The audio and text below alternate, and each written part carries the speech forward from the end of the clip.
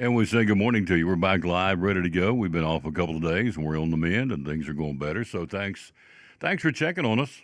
Yeah, we've had a little bump in the road. We had a little hitch in our giddy up, and so we're on the backside of this thing, getting it turned around. So hope to be back out on the road by Monday. Today we're here in studio today and tomorrow. Today brought to you by the Jewelers Bench. Going to be joined by Sherry coming up here at the bottom of the hour, talking what's going on at the Jewelers Bench. Got a new line, a couple of new lines of jewelry in. We'll be talking to her about that. We're very excited about that.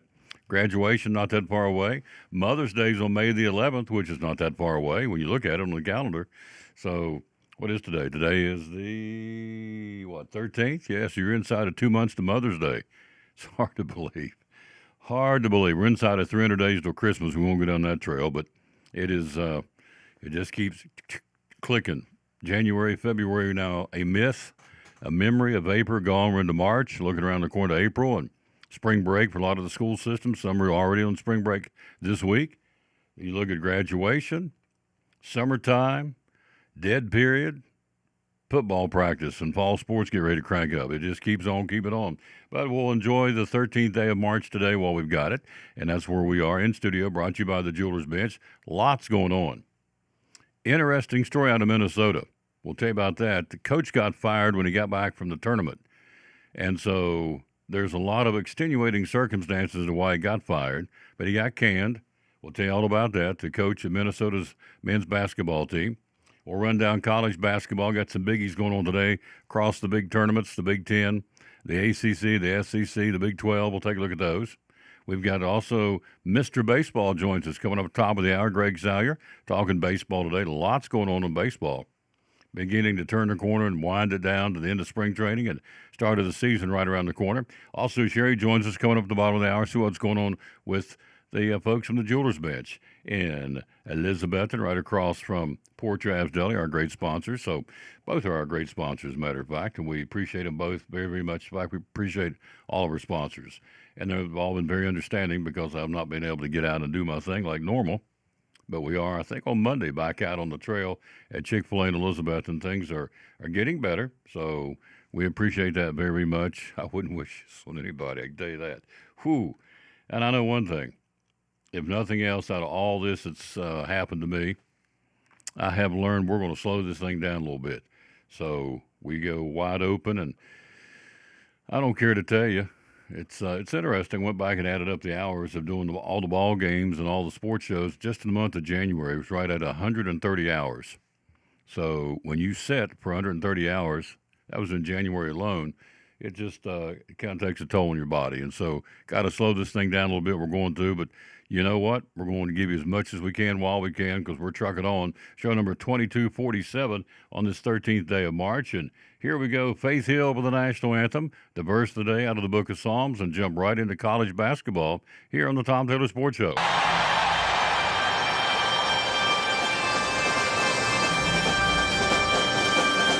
Oh, say, can you see by the dawn's early light what so proudly we hailed at the twilight's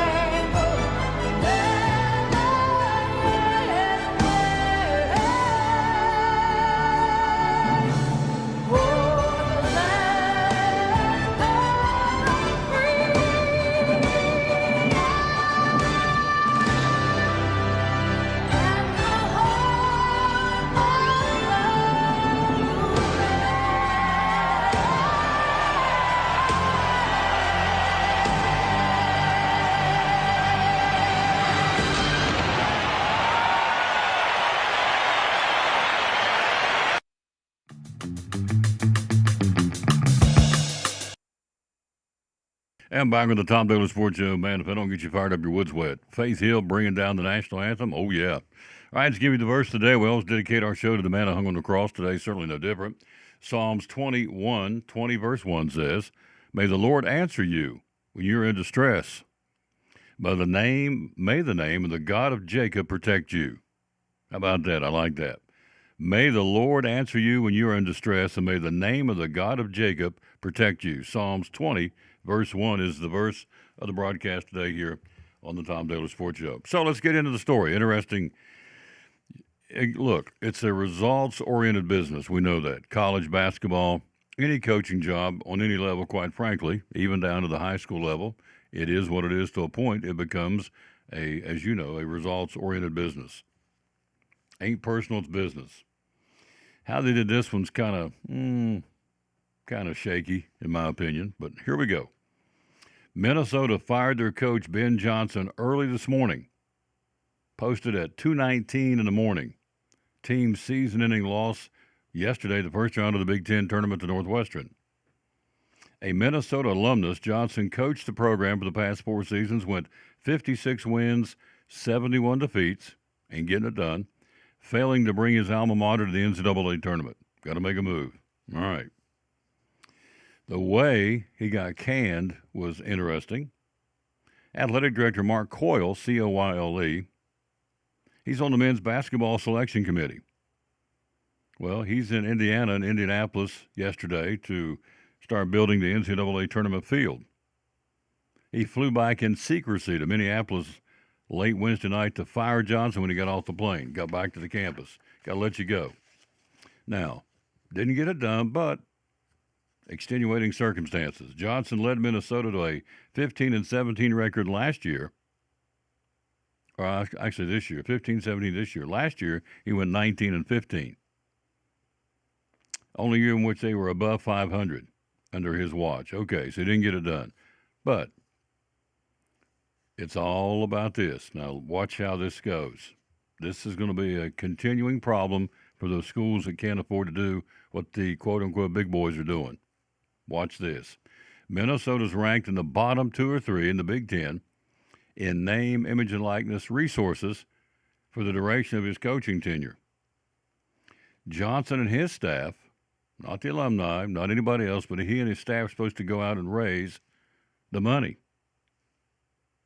This guy's the head coach of a Big Ten basketball team. He and his staff were told to go out, you want these guys to come play, you got to go raise the money.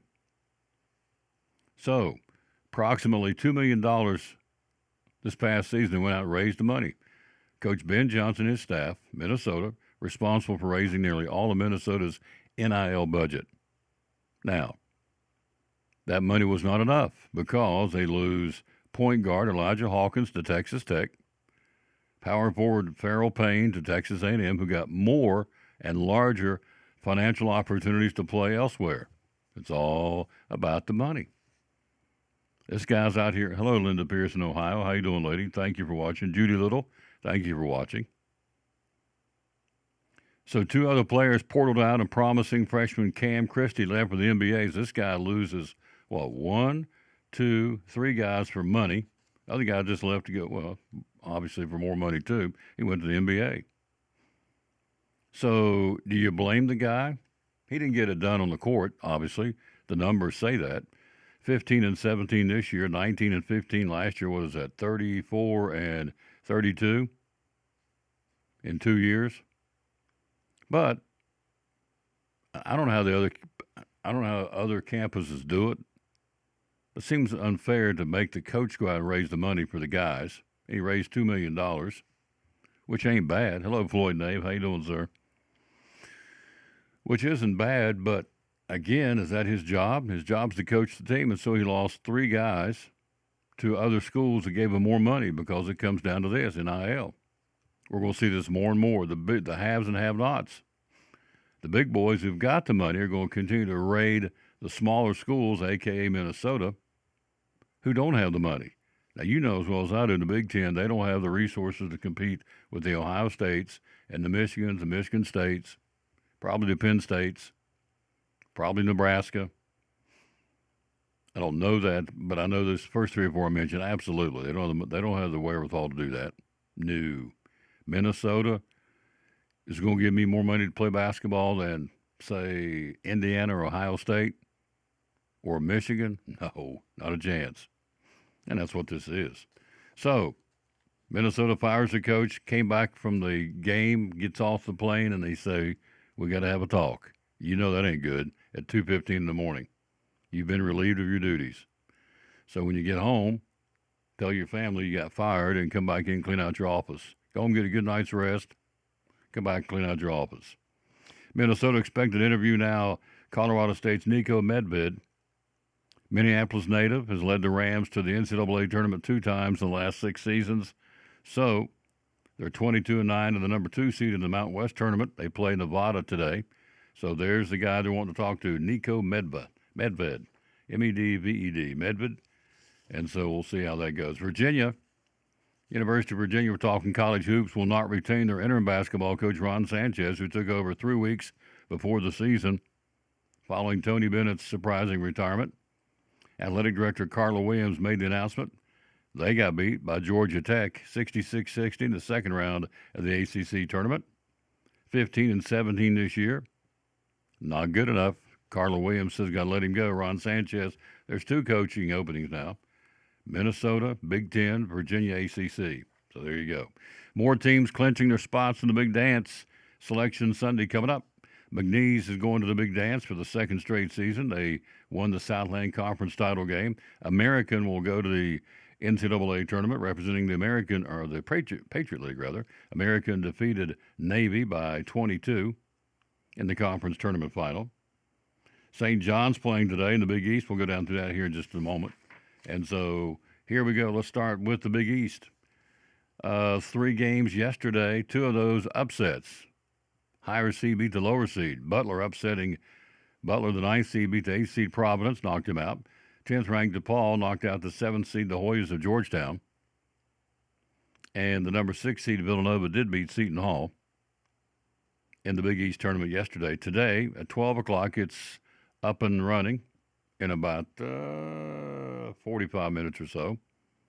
Will be St. John's, the Red Storm, and the 9th-seeded Butler Bulldogs. Then at 2:30 at Madison Square Garden, number 5 Marquette, number 4 Xavier. At 7 o'clock tonight, the night session, number 2 Creighton, the Blue Jays, taking on DePaul, number 10 seed in the Big East. And UConn, the Huskies and their crazy coach, will take on Villanova and the 6th seed. Why do you say he's crazy? You've seen him on the sideline. Hurley goes nuts. Guy goes nuts. He gets by. You can read his lips.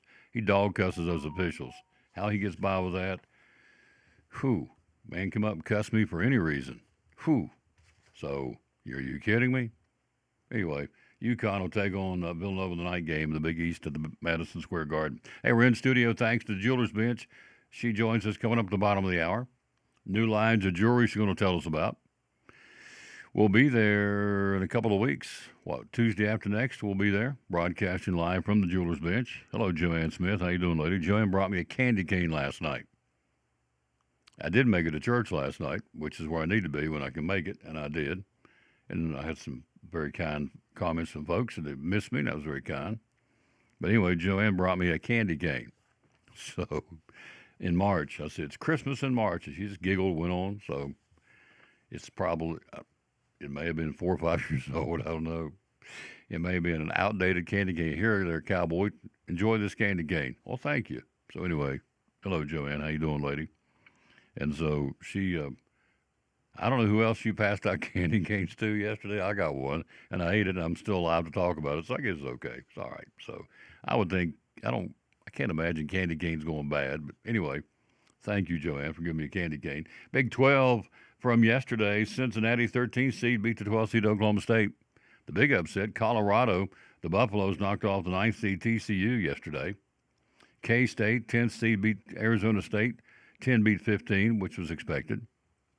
The next one was not expected. 14th ranked Central Florida beating Utah. The 11th seed, the Utes get eliminated. Utah Utes, U-T-E-S. So they got bumped. So who's playing today? 12:30, you got Cincinnati taking on Iowa. Cincinnati, the 13th seed, taking on Iowa State. The Cyclones are the 5th seed. You have coming up. Oh, I'm sorry. These were yesterday. Wrong. These are already played. My bad.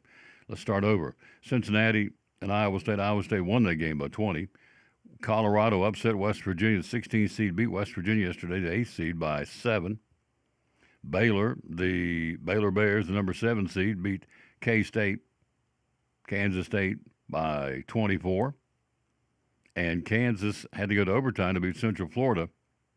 Number 6 seed Jayhawks beat the number 14 seed Central Florida. So who's playing today? They're cranking up here in just a minute or two. We'll keep you posted on these. Number 4 BYU, this is the Big 12, being played in Kansas City. Number 4 BYU will take on number 5 Iowa State in Game 1. Game 2 of the afternoon session, the number 1 seeded Houston Cougars take on the Cinderella story right now, the upstart Colorado Buffaloes, the 16th seed. They'll play that one in the second game today at the Big 12. We have all the finals for you tomorrow, and our show will be brought to you by Food City tomorrow. Today it's by the Jewelers Bench. In the night sessions of the Big 12, number 2 Texas Tech, the Red Raiders take on the winner of the Baylor Bears. So it'll be 2 versus 7 tonight. And then number 3 Arizona takes on number 6 Kansas. So some good basketball in the Big 12 tonight on this Thursday, March the 13th. What's going on in the Big 10? Yesterday, oh gosh, all 3 seeds went down yesterday. Wow, that's in. The lower seeds got knocked out. 13th ranked Northwestern beat 12th ranked Minnesota by 8. 15th ranked Iowa beat the 10th seeded Ohio State Buckeyes by 7. And in double overtime, the 14th seed Southern Cal beat the 11th seed Rutgers by 97-89 score. So all 3 higher seed teams get upset yesterday in the Big 10. As we told you at the outset of the show, it cost Ben Johnson his job. If you're just tuning in, AD flew in from Indianapolis. He's on the selection committee. Flew in under the veil of secrecy. Met him in the airport and said, "You're no longer. We got to make a change."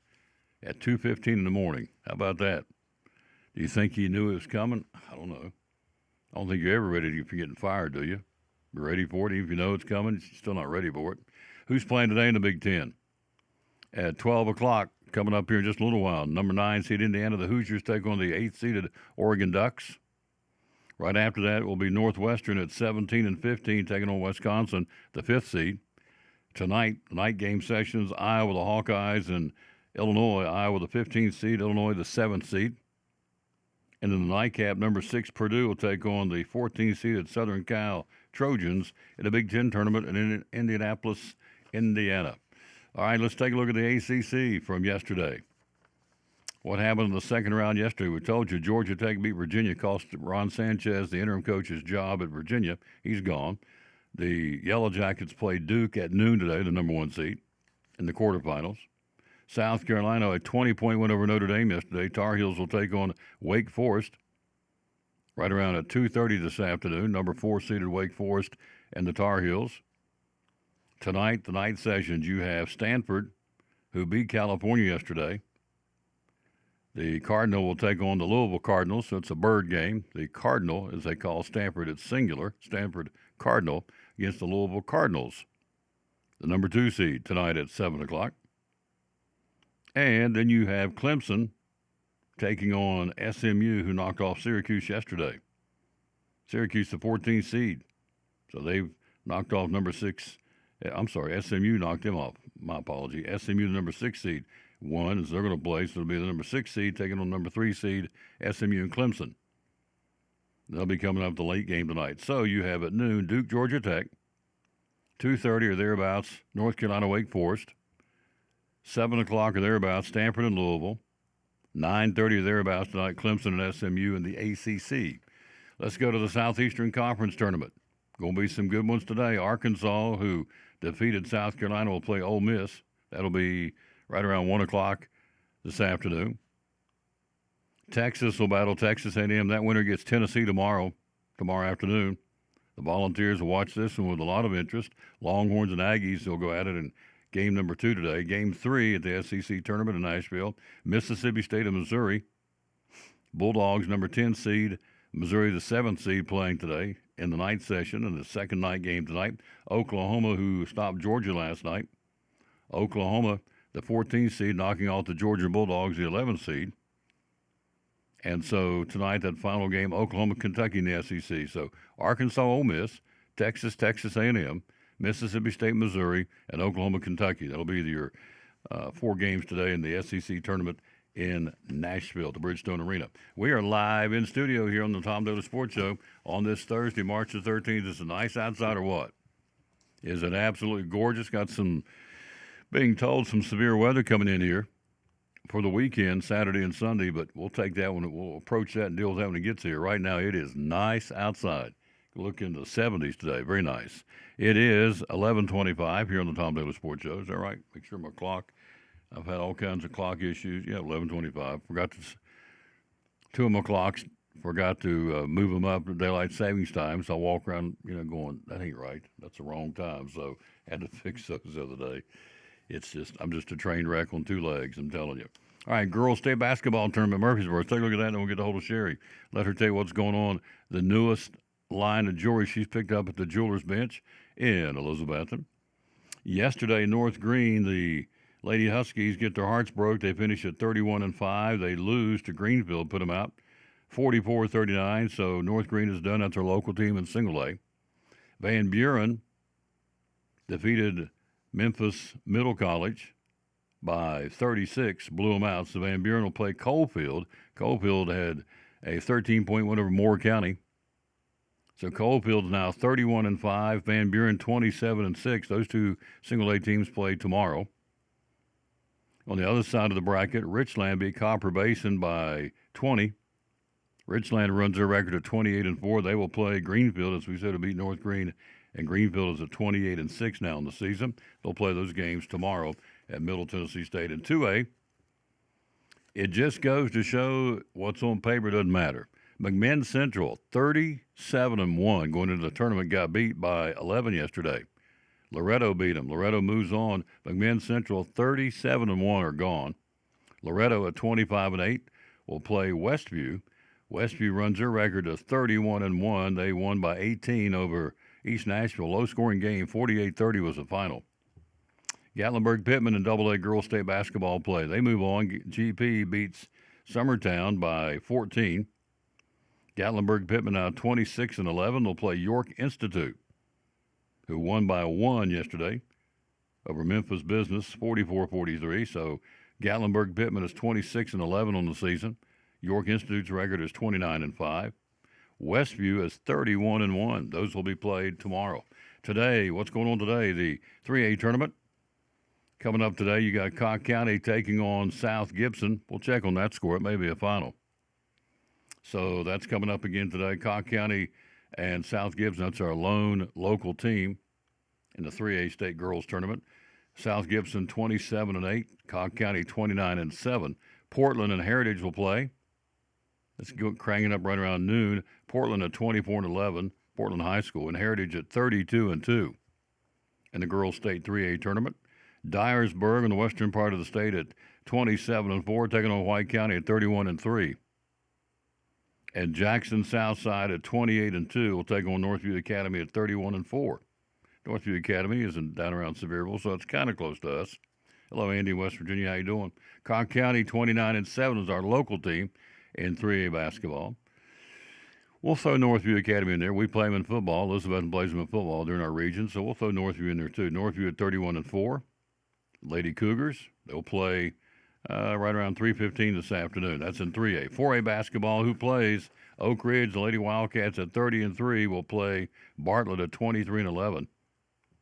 Cookeville, middle part of the state, at 24-7 will play Lincoln County 25-8. Bearden, the Lady Bulldogs out of Knoxville at 32-5 will take on Whitehaven at 19-8. All these going on today. Winners move on, losers are gone, single elimination. And Coffee County will battle Bradley Central.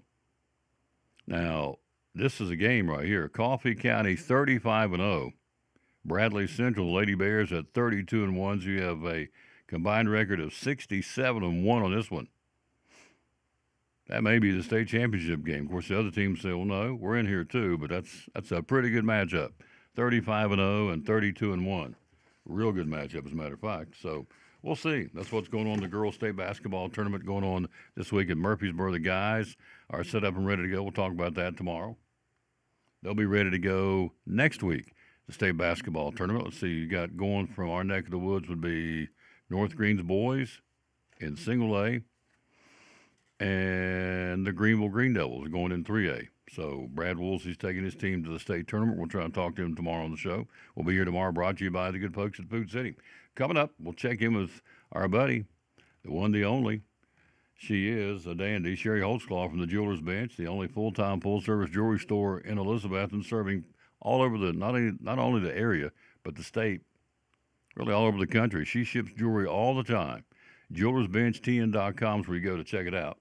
And so she is she's a dandy. She joins us next on the Tom Taylor Sports Show, show number 2247, in studio today, in studio tomorrow. We hope to be back out on the road on Monday. That's the goal.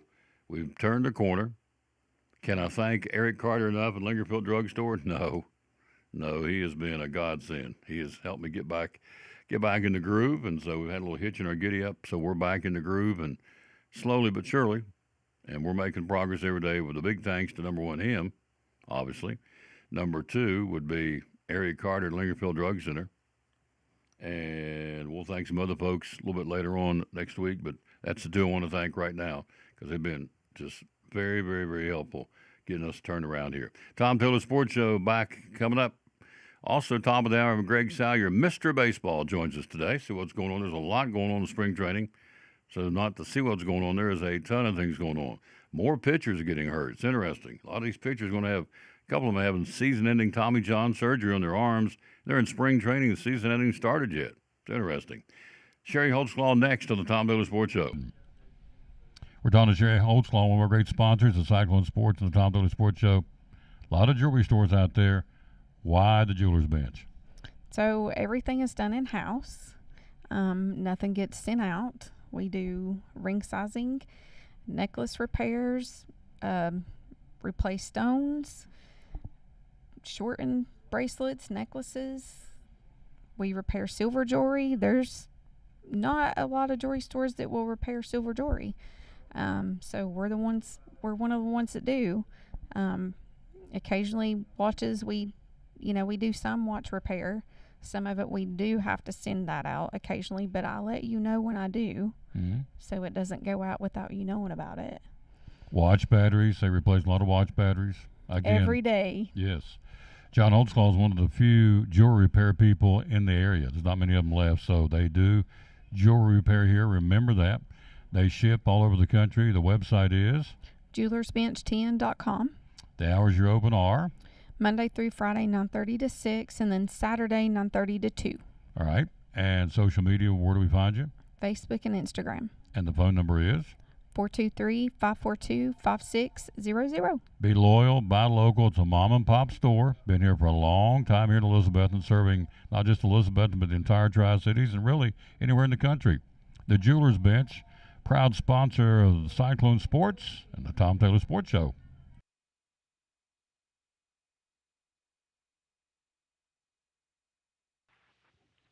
Hello. Right here.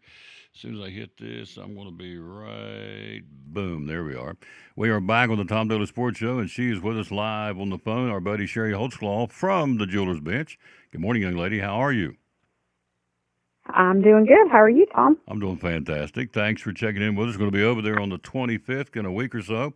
We got lots to show you, show and tell when we get there in person on the camera. But today she wanted to say, Tom, we got some new lines of jewelry we want to tell you about. So what's new at the Jewelers Bench in Elizabethton?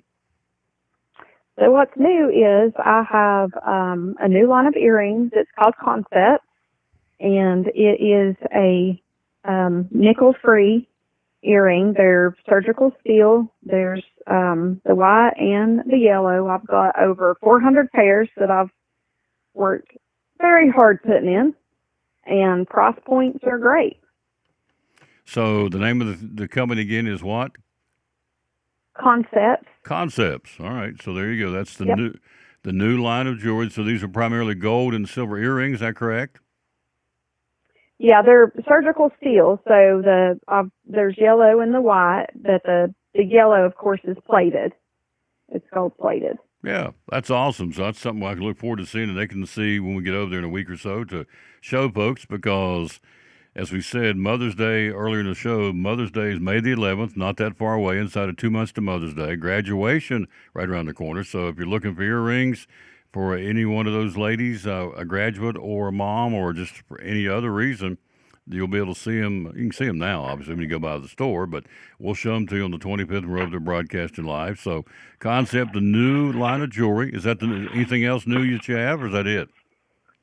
I don't know. I've got several different new lines, so I've been busy. But I will say the earrings, most of them are well under $100, so great price points. Another new line is called Ellis Stein, and it is sterling silver with natural diamonds.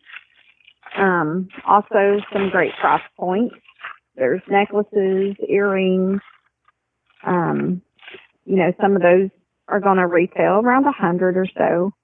Some of them are, I just pulled out a paperclip chain that's like $39. Wow. Yeah. And then I've got a new men's line coming. Well, it's here, and it's called Idle Gem Steel. So it's a better stainless steel than what I've carried in the past. All the links are soldered together, so you have no chance of them breaking. And then they've got some that are yellow. If you want to, a yellow gold chain, but you don't want to pay for the price of gold.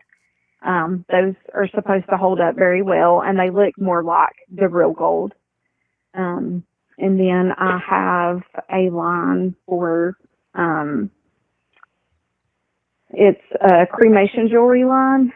So I've got, for pets or any of your loved ones, that's a new line. So you got 3 new lines of jewelry since we were over there last, and so it's we're talking to Sherry Holtzclaw from the Jewelers Bench in Elizabethton, right there on the main drag, right across from Port Travis Deli, our other great sponsor, and so easy to find. So again, you look on the calendar; it's hard to believe we're already in March, but we are. And then you look graduation right around the corner. You got Mother's Day right around the corner. So those are with these 3 new lines of jewelry, and of course Father's Day for the guys coming up. Probably 90 days out, I guess. I'm not sure. I have to look at the calendar. But anyways, they have 3 new lines of jewelry at the Jewelers Bench. With what you've already got, the E. Newtons, still selling a lot of those right now from the Jewelers Bench? Oh, yeah. E. Newtons are hot. And I should have, the new line of those coming in hopefully soon. So they got a brand new line of those coming in. That's awesome. Okay. I'm learning all kinds of new things. All right. What else? Oh, yeah. And then I've got, of course, the Julie Voss. It's a 24 karat plated line, and it's really pretty if you want to be fashionable and at a affordable cost. I mean, that's the line, to go to. Everything I purchased at Christmas was a big hit. I just wanted you to know that. I've already told you that once in person, but everything I got, everybody loved everything they got for Christmas from the Jewelers Bench, so it was a hit. It always is. So if you're looking for gift-giving ideas, you want to get in there for Mother's Day and for graduation, for guys and girls. You sell a lot of watches. Again, give them an idea of the kinds of watches you sell for both guys and girls at the Jewelers Bench. So I have Citizens and Bearing, and then Glock. They have men's and women's. Mm-hmm. And some of the Glock watches are on sale. So. Yep. So got the Glock watches, some of those on sale, depending on which style you take a look at. Tell us about Pandora. Right. Every time we get in there, Pandora's got a sale going on, and so and when they don't, they still got great pricing. So tell us, for folks out there that may not realize, you guys carry Pandora and sell a lot of it at the Jewelers Bench. We do. We've got earrings, necklaces, and then charms and bracelets. They just recently came out with a new bracelet. And then, of course, coming up for Mother's Day, they will have their free bracelet giveaway for Mother's Day. Yep. So you spend so much. Yeah, you spend so much, you get a free bracelet from Mom for Mother's Day, which is really neat. And you have all these charms. You had some when we were over there for Christmas that were discontinued, running out of them. So you still got some of those left, and you still got the regulars as well, right? That's correct. Yeah. And the ones that are discontinued are 50% off. Half off the discontinued charms. Can't beat that at the Jeweler's Bench. Again, jewelersbenchtn.com is where you go. And you ship all over the country, don't you? I know folks say in Elizabethton, Tennessee, you ship to anywhere in the country, and you do. You sent out a lot of stuff to places, haven't you? I have, yes, I have. So you go to jewelersbenchtn.com. I know you sent them to North Carolina. Where else are some of the places you ship stuff to? I know you send some to Florida because Rick bought some here not too long ago from you. So where else? Yep. Florida, Alabama, Mm-hmm. North Carolina. Mhm. I've sent stuff to New York before. So just, several different areas. Absolutely, all over the place. Texas. Send them to Texas now. How many jewelry stores do you guess? There's 1,000 of them, I'm sure, between Tennessee and Texas, and yet they in Texas saw something they liked again from the Jeweler's Bench and ordered it over the website, and you shipped it to them. It's pretty Right. cool. So it's a neat place, folks. So let's give you some thought starters for crosses. Graduation, get crosses. You can never go wrong getting a lady or a guy a cross. Crosses for Right. graduation or Mother's Day. Kind of tease us the types of crosses you got there.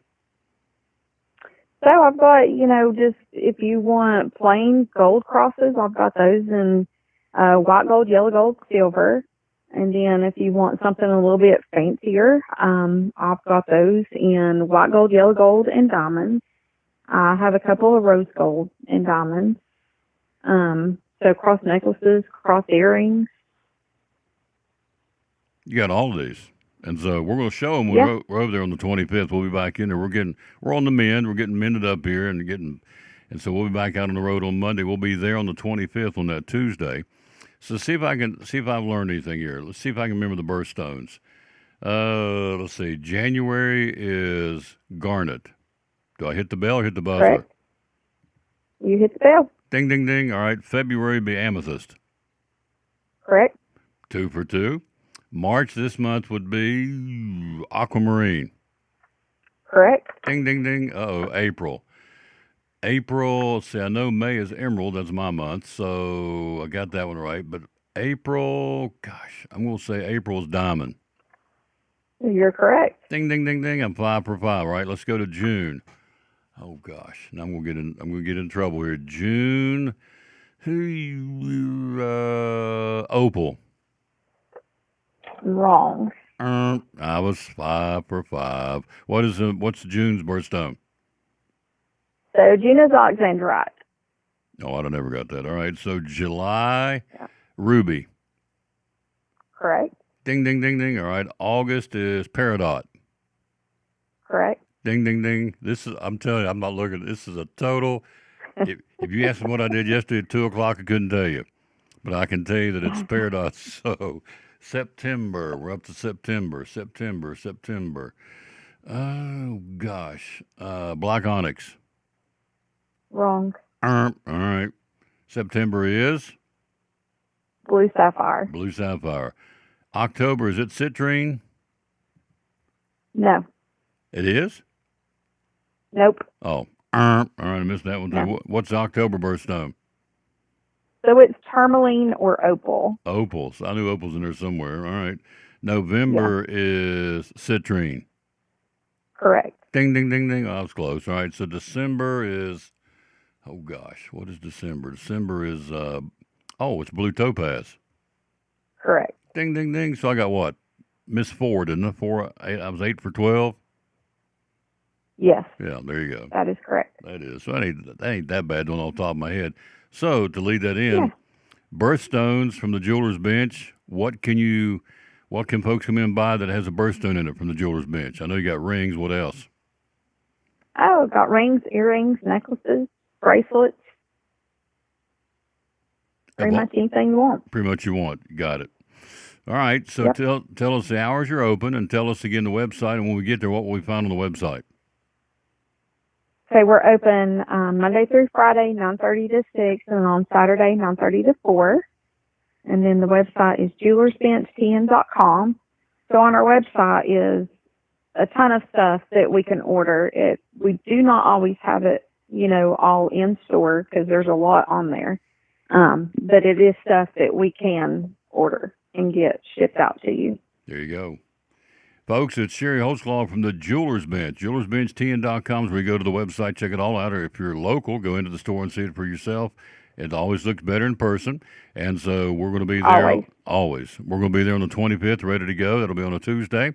That'll be, as a matter of fact, Elizabeth and Spring Break Week for Elizabeth and City Schools, but we keep on trucking, so we'll be there on the 25th, broadcasting live from the Jewelers Bench has been providing our customers the highest quality jewelry at incredible wait to show the prices new for lines. over I'm 20 excited. years. Yeah, I am too. I want to see it. I want to see show and tell. We'll put it right up to that camera where my finger is right there, and we'll show it off coming up on the 25th. So great job, young lady. Thank you. And before we go, we got to plug John because John does jewelry repair. I think you told me one time there's only 3, maybe 2 or 3 left in the whole area that does jewelry repair, and so John does it great. So when we say jewelry repair, what does that encompass? That busted rings, watches? Tell us when he can repair jewelry, what can he do? So he can reset stones. He can size your rings up or down. He can weld necklaces. He can cut necklaces down, weld bracelets. I mean, you dream it, he can do it pretty much. Absolutely. I mean, he hardly ever says no to anything. So. No. He's really good at what he does, too. So, and he is. Yep. Yep, that's your hub. And so, as you have said many times, and he has too, when we've had him on the show, that there's not many of those folks left. So, to get a person who can walk right into them, you don't have to ship it to New York or San Antonio. You walk into the Jeweler's Bench and say, can you do this? You're going to talk to the guy who can do it. And that's right. There's a lot to be said for that. Instead of, we're going to ship it off to Leroy over there in San Antonio, see if he can do it. No, you walk in, John, can you do this? Yeah, I can do this. When can we have it? Give me a week or so, whatever, however long it takes. But you talk to the man who's going to be able to fix it right there on the spot. He can tell you. I mean, there's not a dollar amount for that as far as I'm concerned. So he does a wonderful job. You do a wonderful job. In closing, tell us who else works at the Jewelers Bench besides Mrs. Holtzclaw, Mr. Holtzclaw. So we have Cassidy and Ann and Lisa and Sandy and then Sharon, and then my girls also help. Absolutely. It's a family-run business, so they do a wonderful job. Yep. The Jewelers Bench at JewelersBench10.com. Great job, ma'am. Thank you. We'll talk to you soon, and we'll see you on the 25th. I'm looking forward to seeing the new line of jewelry, those new lines of jewelry. It's going to be a lot of fun. I'm looking forward to it. Yep, sounds good. All right. Thank you, Tom. Have a great day. Thank you, ma'am. You too. Yep, she's awesome. Bye. Mrs. Holtzclaw. Love promoting, again, the good folks at the Jewelers Bench, and so it's just that simple. Let's let you see for yourself what we're talking about. Coming up next, we'll take a look at got some football news. Coming up next, we're live in studio, show number 2247 on this 13th day of March on the Tom Taylor Sports Show, brought to you today by the Jewelers Bench. Jewelers Bench has been providing our customers the highest quality jewelry at incredible prices for over 20 years. With our own jeweler in-house, we offer custom-made pieces, as well as general maintenance and repair services, and unique jewelry for all occasions. Whether you're shopping for yourself or someone special, we can help make your holidays bright. Stop in to see our vast selection and make this Christmas even more special. Highest quality for the best price, only at the Jewelers Bench.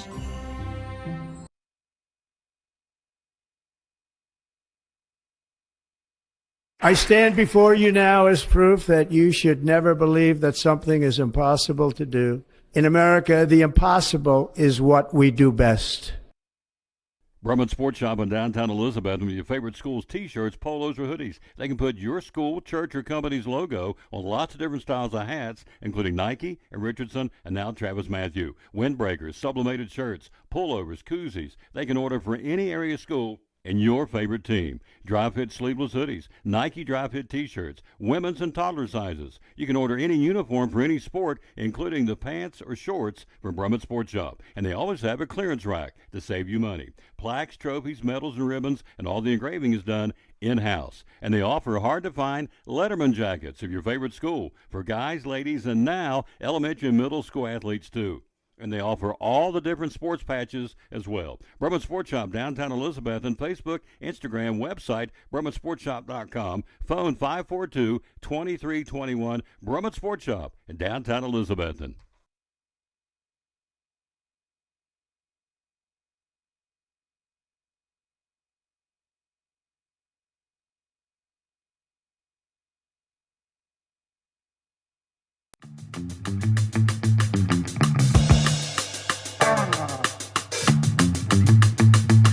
Back on the Tom Dillon Sports Show. Bad news. South Gibson knocks off North Green. So Lady Huskies that was yesterday. South Gibson defeated Cocke County. So the Big Red, Cocke County eliminated from the state tournament today, losing by 4, 43-39. That's a heartbreaker. So they're out. And man. Hate that. So right now they got coming up next would be, let's see, what do we say is going to be the AAA and the double and the 4A being played today. So anyway, first game today was the Cocke County Big Red from Newport, Tennessee, losing by 4 in the girls' state basketball tournament. So tough. North Green's gone, and now Cocke County's going. So our local entries are done for this year in the state girls basketball tournament. All right, let's take a look at next week for the boys tournament. Let's see who's got games next week in Murfreesboro. North Green's guys, the girls lost yesterday, so pretty cool. Both North Green boys and girls. It's a small single-A school. Not that many kids, of course. You know this by the pecking order. The smaller the school, single-A, double-A, triple-A, 4A. So this is one of the smaller schools in the class single-A. And yet the girls went, and now the guys next week, 30-4. North Green will play Humboldt, 28-5. Chattanooga Prep, the defending state champ from a year ago, they're 26-8. They'll play Santa Fe, 28-3 next week in the single A. Hillcrest and Pickett County. Hillcrest 26-3. Pickett County's team with a record of 25-7. Then Harriman will take on Wayne County. Harriman at 24-6. Wayne County at 26-8. Those of you out of state, what? Who cares? Well, I get that, but the local yokels would like to see who's doing what as far as the state tournament in 2A next week. Loretto undefeated at 32-0. They may be the only undefeated team in the state tournament in any class. They are 32-0. Loretto takes on Liberty Creek at 26-8. Tyner at 30-6 will play Memphis Business at 23-7. Hickman County will take on Alcoa. The Tornadoes at 23-5 is Alcoa. Hickman County will be 25-7 next week in 2A. And Jackson County will take on JCM. Jackson County with a record of 28-2, and JCM with a record of 21-9. The boys 2A next week. In 3A, the Greenville Green Devils will play Munford. Greenville at 25-11 for Brad Woolsey. Hope to have him on the show tomorrow. We're here at the Tom Dillon Sports Show. They'll take on Munford from the western part of the state at 21-10. Opperman, the Bees from middle part of the state, will take on Hume Fogg. The Bees are 29-3. Hume Fogg is 29-3, so matching records. In 3A next week for the boys, Tullahoma, the Wildcats at 30-4, taking on Jackson Southside at 24-2. That's going to be a good one. And Fayette Ware at 27-5 to take on Knox Fulton, the defending state champs. They are 18-16. We'll play that one next week, too. These are the boys' 3A. Then in 4A, let's see, am I right? I am Loretto's the only undefeated team in the state tournament next week. So they are 32-0. Wow. You talk about the pressure on them. They're expected to win at 32-0. In 4A, the Bradley Central Bears at 24-8. They, like North Green, have both guys and girls down there. The girls are playing this week. The guys for Bradley Central will be there next week. Bradley Central at 24-8. Memphis East at 17-13. This is the 4A boys next week in Middle Tennessee State University. Hillsborough 31-5 will oppose Maryville at 24-12. Saw them play the other night. I got out for a little while and saw the Maryville Science Hill game. Maryville can play. They're gamers. I mean, there's nothing fancy about them. They just went out there and played and lined up, and they beat a good Science Hill team. It was an electric atmosphere at the Topper Gym, and so we watched a little bit of that and hobbled back home. So anyway, Maryville 24-12 taking on Hillsborough 31-5. Oak Ridge, the Wildcats, both of their teams are in the state tournament. The ladies are playing today. Oak Ridge guys next week, they're 29-3. Walker Valley's their opponent at 30-4. Then Whitehaven from the western part of the state taking on Independence. Whitehaven at 27-2 and Independence at 23-12. That's your state boys basketball tournament going on for next week. Again, if you just missed it, Cobb County lost today, so the Big Red's been eliminated. At 43-39 was the final from the girls state basketball tournament in Murfreesboro. Mr. Baseball joins us coming up here in just a few minutes. We're going to run back down. We'll take a quick break, run right back down the college basketball tournaments going on today. Southeastern, ACC, Big 10, Big 12. I get them all. I think I got them all. ACC, SEC, Big 12, Big 10, and the Big East. There's 5 of them we're going to run through for you. Who's playing where, and keep you up to date as the games unfold while we're on there to 1 o'clock. We are live here in studio, brought to you by, as we told you, and you saw, good folks from the Jewelers Bench, and we appreciate Cherry being with us. Again, we're going to be there on the 25th, but the Jewelers Bench is a cool place to go. We love it. Love shopping. If I get any jewelry at all, I get it from the Jewelers Bench. Guarantee it. That's where it's going to come from because I believe in them. Here they are again, and we'll take a look at that. And then Lingerfield Drug Center. What a job. Eric Carter. Let me tell you, customer service, Eric Carter and Cecil and Hunter and Marcia, ain't nobody does like they do it. I'm telling you, they do. They have taken care of me, get me back on the mend, and I appreciate that. We'll let you hear from them. Then we'll come back and take a look at the Big 5 basketball tournament. All 5 of these conferences playing their tournaments today. Who's playing where? Then we'll check in with Mr. Baseball, Greg Zallier, all straight ahead on show number 2247. Show number 2247 in studio today, brought to you by the Jewelers Bench.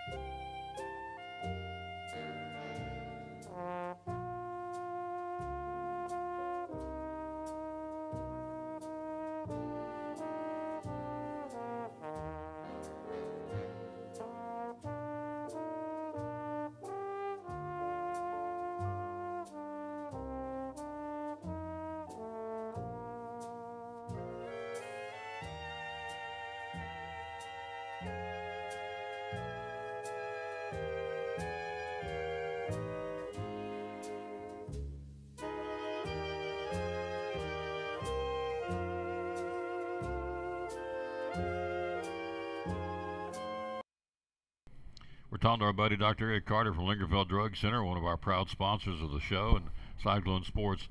A lot of pharmacies out there, a lot of drugstores out there. Why, in your humble opinion, should we come and trade at Lingerfield Drug Center? Yes, I think our customers are our family. We treat people how I'd want my family to be treated. And that's, we can come in after hours for you if you need or deliver to you.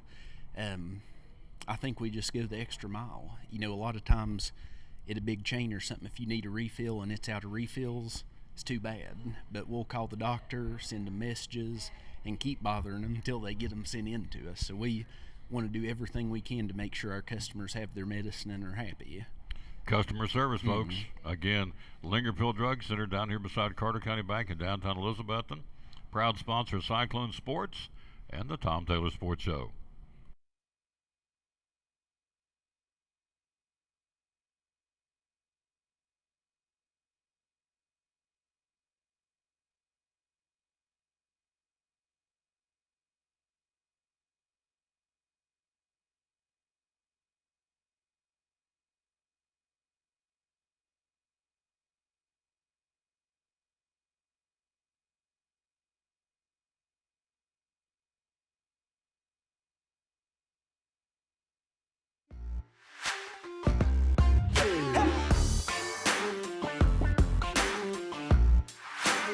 And back with the Tom Taylor Sports Show, home of the 18 pizzas on the buffet for $10.99 for lunch, $11.99 for dinner. Kids' night on Tuesdays.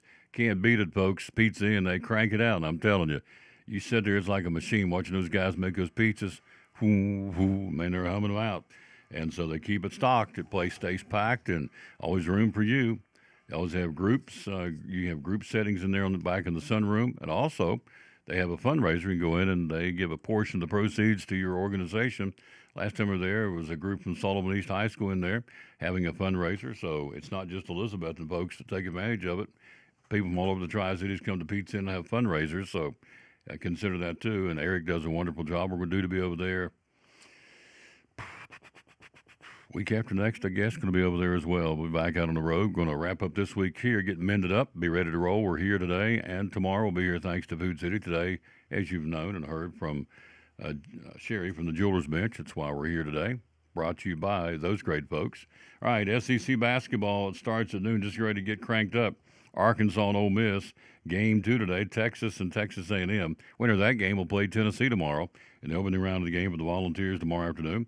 Mississippi State and Missouri, game 3, that's the night game tonight, and the other night game will be Oklahoma and Kentucky. So Arkansas, Ole Miss, Texas A&M in the afternoon. Night games tonight, Mississippi State and Missouri, Oklahoma and Kentucky. Tomorrow, all 4 seeds get into action. Top seed Auburn will play the winner of Arkansas, Ole Miss. Tennessee will play the winner of Texas A&M. The number 2 seed, the Gators of Florida, they'll take on the winner of Mississippi State and Missouri.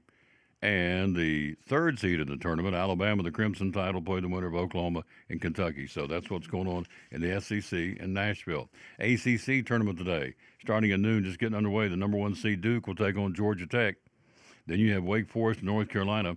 The night games, number 2 Louisville against Stanford, and number 3 seeded Clemson will take on the Mustangs of SMU. That's the 4 games today at the ACC tournament in Charlotte. All right, the Big Ten, who's playing there today? You've got 4 games on tap. The afternoon game starting right now.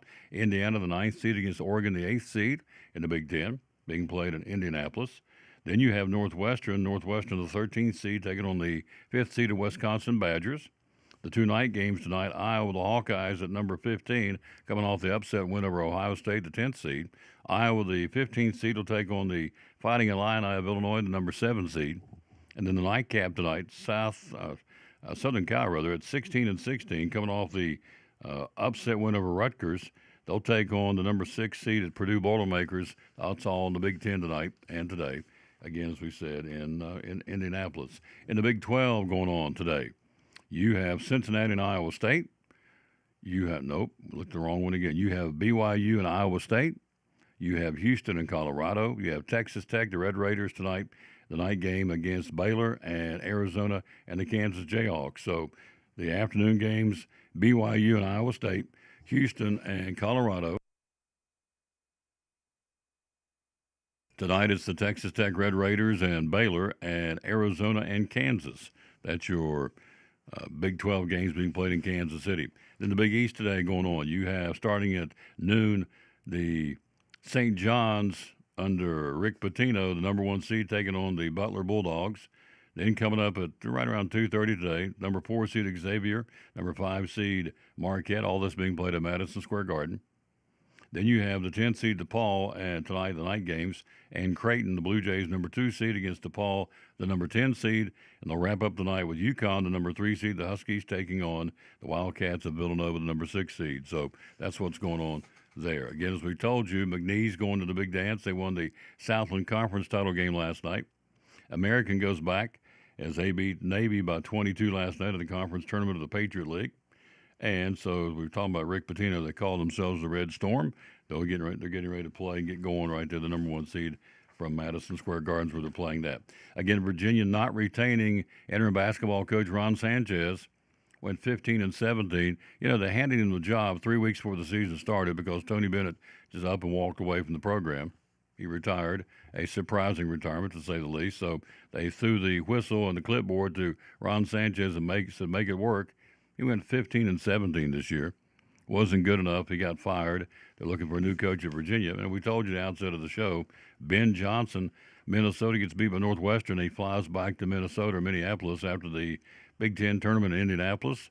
Waiting for him at the plane is the athletic director and saying, we're making a change. You're no longer the head coach of the Minnesota Golden Gophers. And so Johnson, again, the guy that canned him was the athletic director, which is who you should can it, I guess, Mark Coyle, who is on the men's basketball selection committee. He was in Indianapolis helping to put together the NCAA tournament field. He flew back under a veil of secrecy back to Minneapolis, was waiting on him at the airport. and fired him on the spot. Is that not nice? That's great. So, and as I said earlier in the show, this is a reflection of the big business in college basketball. The Minnesota coach, Ben Johnson, was told and had to, he and his staff were told and were responsible for raising all the NIL money, which was right around $2 million. Okay. Minnesota is ranked in the bottom 2 or 3 in the Big Ten in the NIL resources while he's been the head coach. There ain't no money in the kitty, folks. So what they've done, they've lost in the offseason. They lost a point guard who went to Texas Tech for more scratch, moolah, dinero, whatever you want to call it. They lose their power forward, Farrell Payne, to go to Texas A&M, who got much larger financial opportunities to play, more money. So you're asking the coaching staff, if you've ever coached, you know what it is. It's a daunting task just to coach. Over and above that, they've told Ben Johnson and his staff, while he was there, he's now fired, to go out and raise money for the NIL budget. Over and above that, you're coaching, X and O's, you're recruiting, and you got to raise the money to get the recruits here and pay them when they get here, the NIL. You got to raise all that money and do all that, plus coach a team. Okay. Not a whole lot to do, is there? No. So anyway, he didn't get enough money raised because he lost, as I said, 2 starters, one to Texas Tech, one to Texas A&M. Another guy he just left to go to the NBA. And then 2 other guys left to go elsewhere because they didn't want to play at Minnesota anymore. So he lost a total of 5 guys off his roster last year. So he didn't raise enough money to keep these guys in-house. Is it his job? I wouldn't think so. I don't know how the other schools do it, the big boys do it. I can't imagine the bigger schools in the Big Ten, a.k.a. Ohio State, Michigan. Who else are the big basketball teams? Ohio State, Michigan. We'll leave somebody out. They're popping up in my head here. Penn State. Let's see. Indiana. I said then Purdue. Well, let's look real quick. I can tell you which one's the big dogs in the tournament. The big dogs in the Big Ten. It'll be right here. So your top 4 seeds would be Michigan State, left them out. UCLA, Maryland, Michigan, Purdue, Illinois, Wisconsin. I'm guessing they've got somebody out there raising money, not making the coach go out and beat the bushes and raise money to pay his players, which he didn't get enough because he lost a bunch of them to other schools, which seems very unfair to me. But anyway, Ben Johnson got fired, flew back to Minneapolis last night after losing to Northwestern in the Big Ten tournament, and was met with the athletic director, which you know can't be good because he knew the athletic director was in Indianapolis. He's on the NCAA tournament committee. So he comes back to the airport, and there stands the athletic director, and we're going, ruh-roh, this ain't good, and it wasn't. He got canned and let go. So they're looking for a new coach at Minnesota now, looking for a new coach at Virginia. So the coaching carousel is really going to crank up. And all these other coaches, what this does for them gives them a pay raise. They're already talking about Louisville's coach. This guy's turned this thing around in Louisville. They take on Stanford later on in the ACC tournament today. But he's done a yeoman's job getting the program reversed back out and headed in the right direction. So already there's been discussion about giving him an extension to keep him happy, staying put so nobody else can lure him away for bigger bucks. It's all, if you don't think so, you're kidding yourself. It's all about the scratch. Come on now. NCAA wants to expand the playoffs. You know why? They want to get past 64 teams, more money, and go out to sell the sponsors and the television networks to generate more revenue. It's all about the money, all about it. Unfortunately, it's no longer, and we know this, not an amateur sport anymore. College sports is very much a professional business. And again, if you don't think so, you think I'm crazy, there's no way. And you know this, I'm preaching to the choir. It's big business. So anyway, Ben Johnson fired as head coach of Minnesota. And I wouldn't want to try and coach every day and then go out on, after I get done coaching and call in the morning, make contacts, go out and see donors to give us money to pay these guys. I mean, he's trying to coach a basketball team. He's got enough on his plate it's like herding cats if you've ever coached on any level. There's always drama. And that was always something I want to say, too, real quick. Hello, David Garland. You always hear about girls on the basketball teams having drama. Give me a break. There's as much drama on the guys' team as there's a girls' team. Maybe just not in the right context. It may be, I'm not sure what get girls riled up, but to say that, girls always have drama on their basketball team, and they do, because they're human. We all do. But don't kid yourself. I've played basketball on teams, and the guys have just as much drama, maybe in different different kinds of drama. We have just as much drama at times as the girls do. So I know our biggie was Coach's son played. He couldn't play dead in the Western movie, and most of us knew that. But what are you going to do? It's Coach's son. He's going to play. And so, it divided the locker room.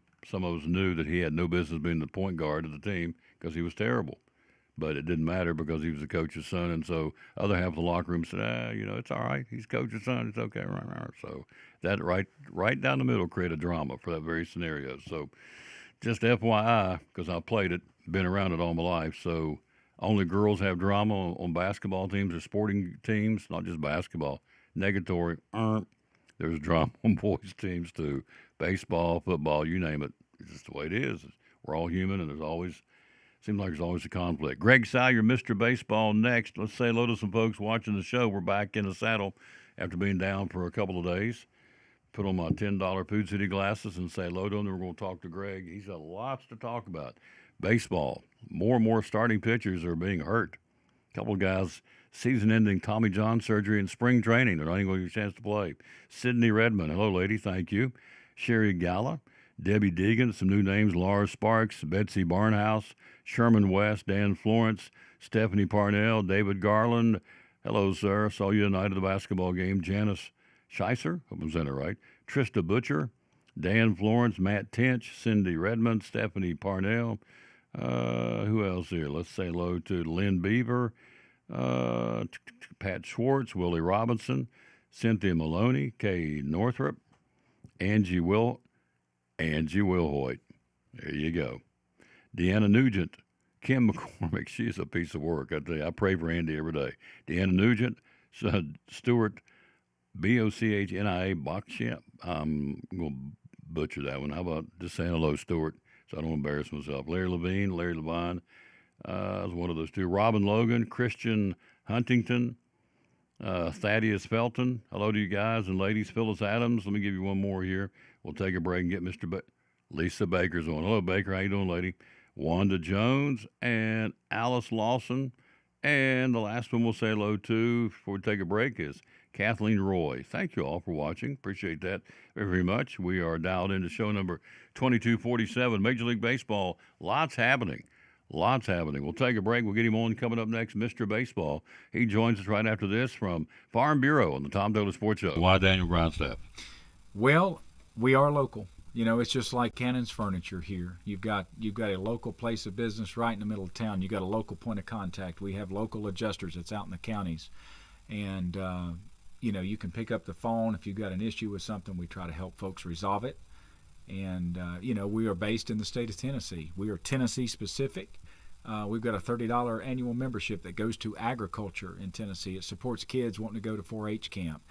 We do a local scholarship for all the area high schools for kids that's been involved in agriculture that's going to go and get education past high school.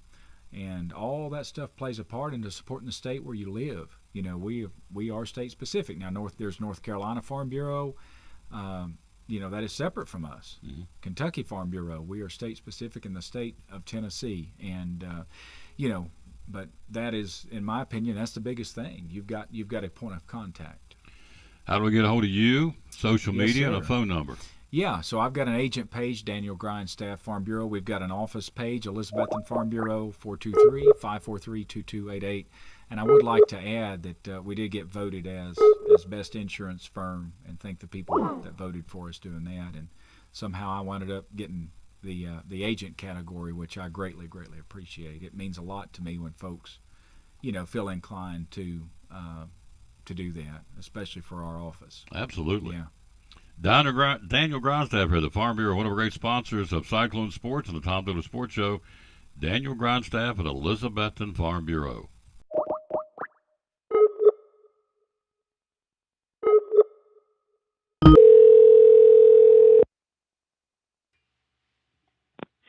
Hey, Tom. There he is, Mr. Baseball, ready to go here. Let's get him on the screen. Let's get him ready to roll, and boom, there he is. Mr. Baseball's in the house. Good afternoon, sir. How you doing? Hey, Tom. I'm good. How are you? I'm doing good. Guess what I had this morning? You want to guess what I had? The final piece of it? You want to take a guess? Take one guess. Cheerio cream pie. Ding, ding, ding, ding, ding. You got it, man. That was awesome. Lord have mercy. Mm-mm-mm. Like a That's religious. some good stuff. I gotta tell Oh, you. good night. It's a religious experience, what it is. I'm telling you. Good stuff. Ev, you're awesome. Thank you, Ev. Is Ev watching today? Is your mother watching the show? I hope. She's watching. Yeah, she's watching. Ev, goodness gracious. Man, it looked like she doubled the cherries on that thing, too. There was more cherries. Man, my ears turned red as me cherry. I mean, that thing was good. She outdid herself. I don't know. It was better than the last time she made me one. So, Ev, honey, if you Wow. ever want to go into another job for your day job, of course you don't have a day job, you're retired. But if you ever wanted to, you can make those rascals. You can crank them out. You can mass produce them. You would sell a whiz out of those. The cherry, what do you call it? Cherry or cream deluxe? Is that right? I never do get it right. Cheerio cream pie. Yeah, Cheerio just cream Cheerio pie. cream pie is what she calls it. You've taught me this for 10 years. You would think I would get it right. So, cherry or cream pie.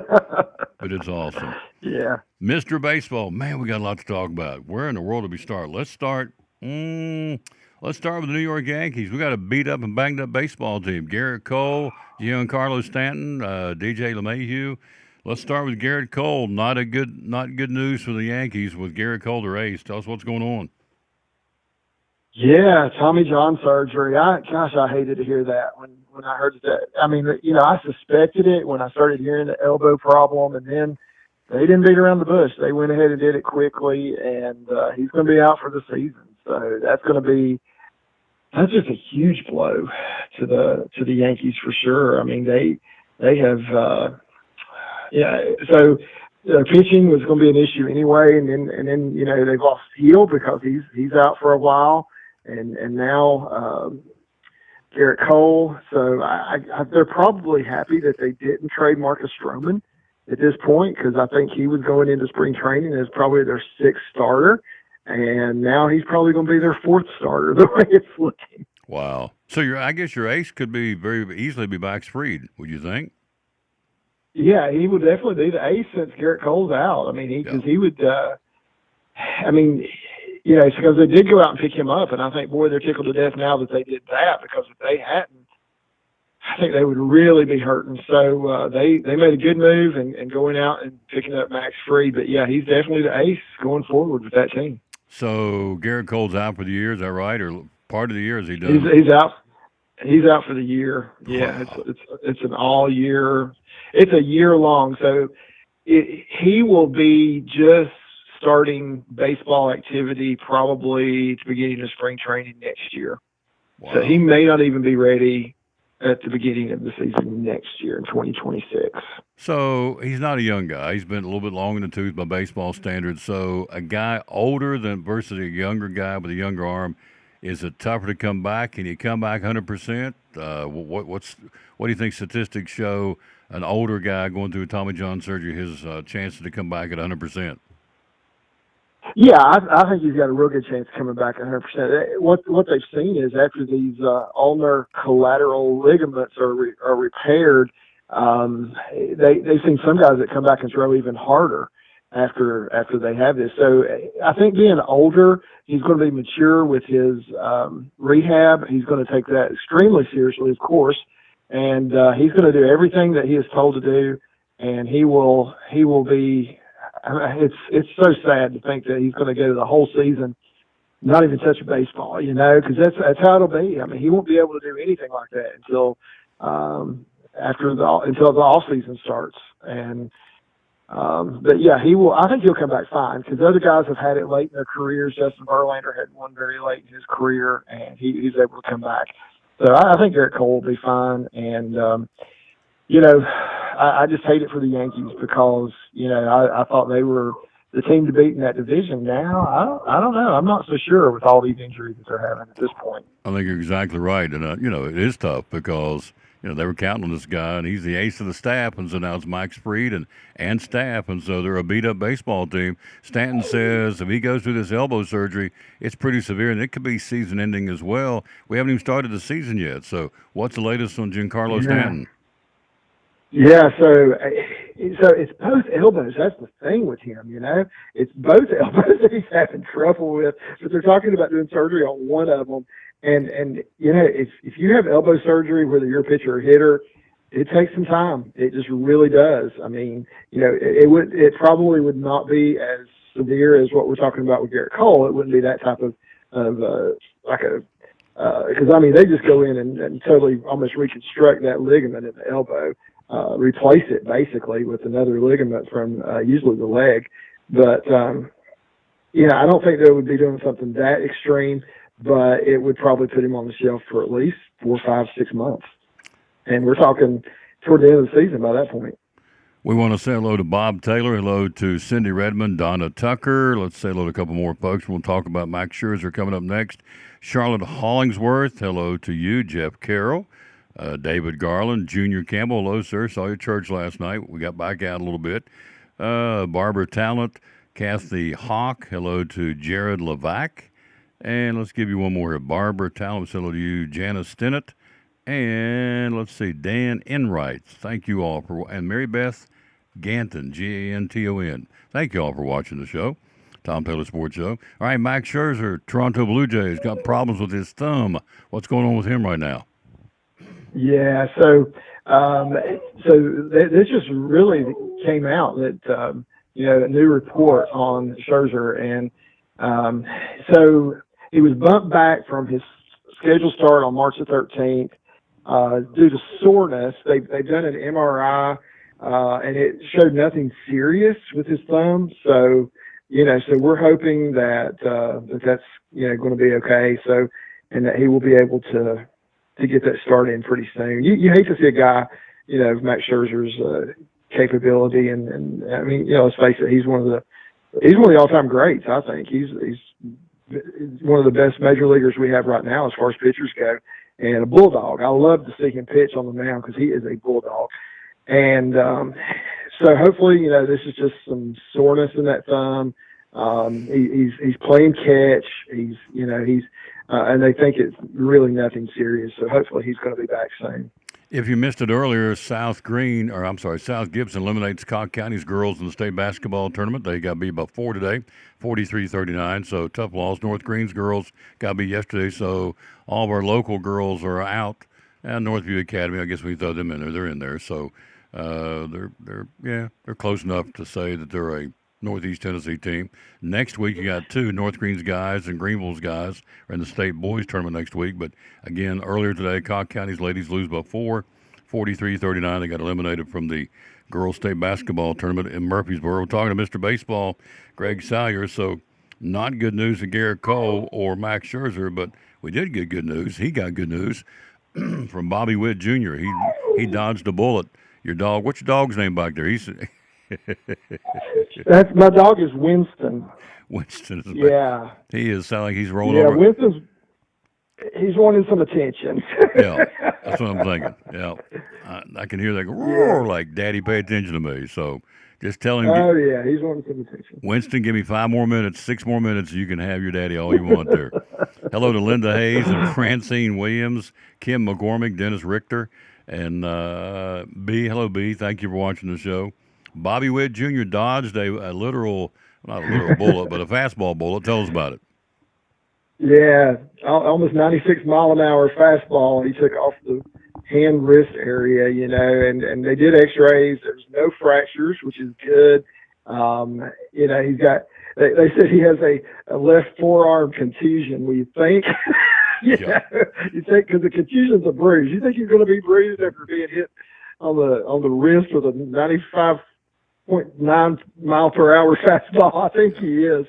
So he felt it for sure. He's hurting, but good news is he's probably going to be right there on opening day, starting at shortstop for the Kansas City Royals. So I think he's going to be all right, but. Yeah, that's always scary. I mean, when you see that ball come in like that and it hits somebody on the hand, it's just so scary because that can put them out for 6-8 weeks really easily. And we're glad that didn't happen for Bobby Witt Jr. because he's one of the top players in baseball, and everybody wants to see him play. They call him the fastest player in baseball, so they say he's the fastest runner in baseball and one of the best.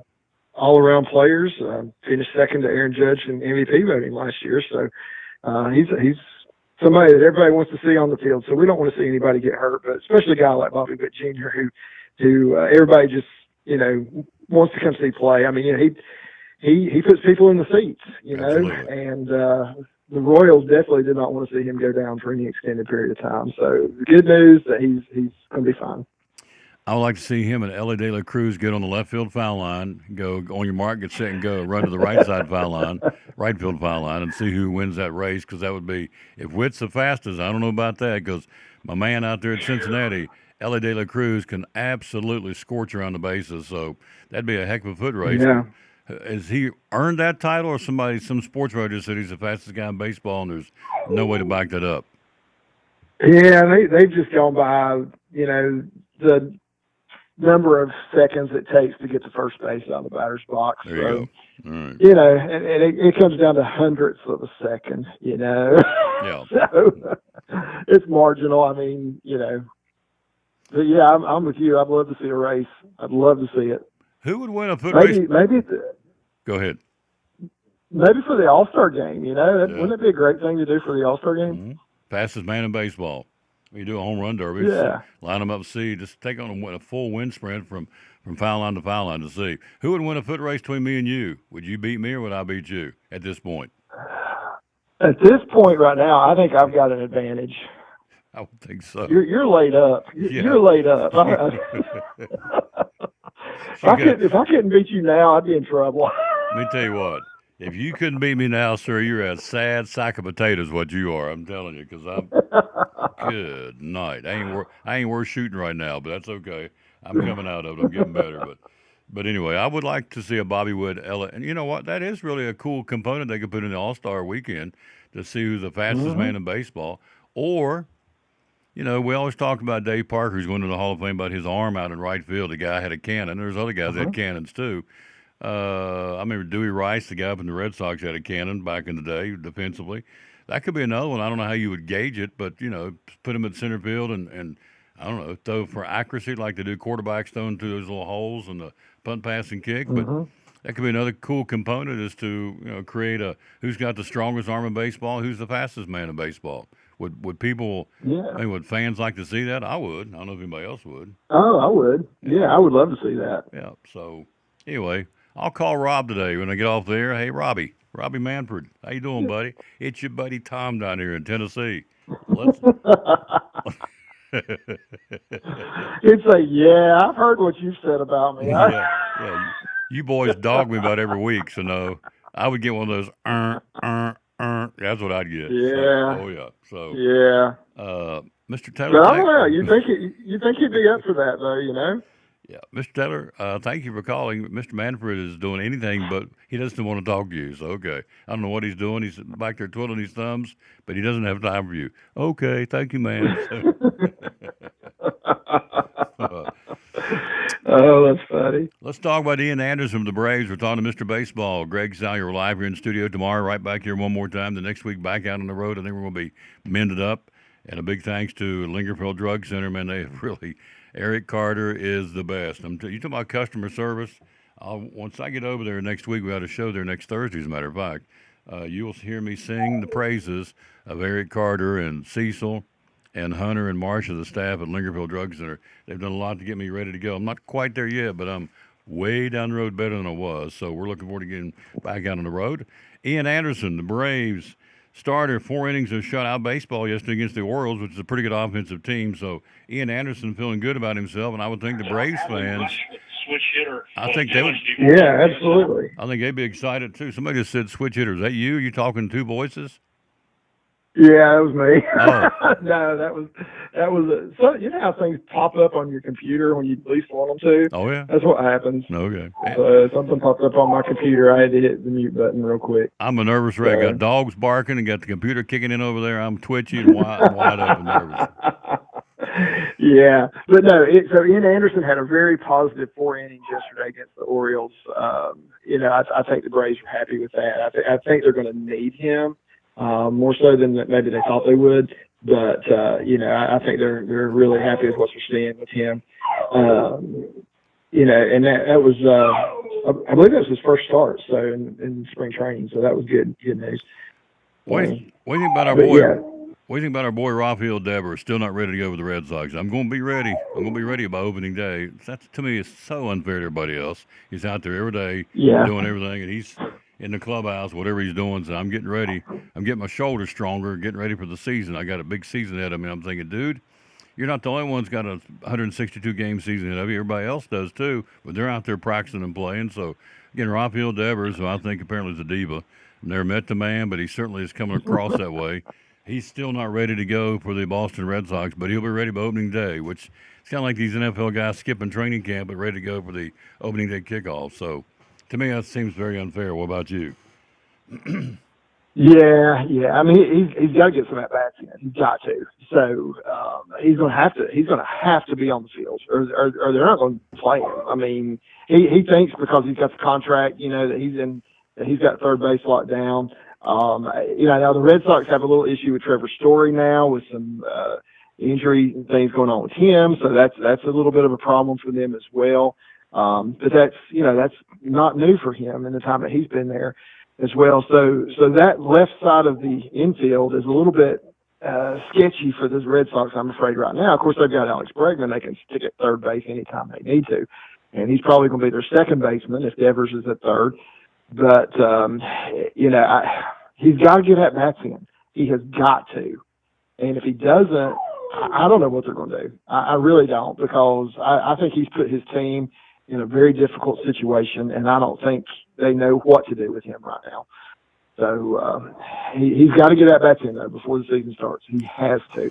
And or in my opinion, you send him to AAA. Oh, absolutely. And boy, that's going to go over like a lead balloon. But if he has no at bats in spring training, then what else do you do?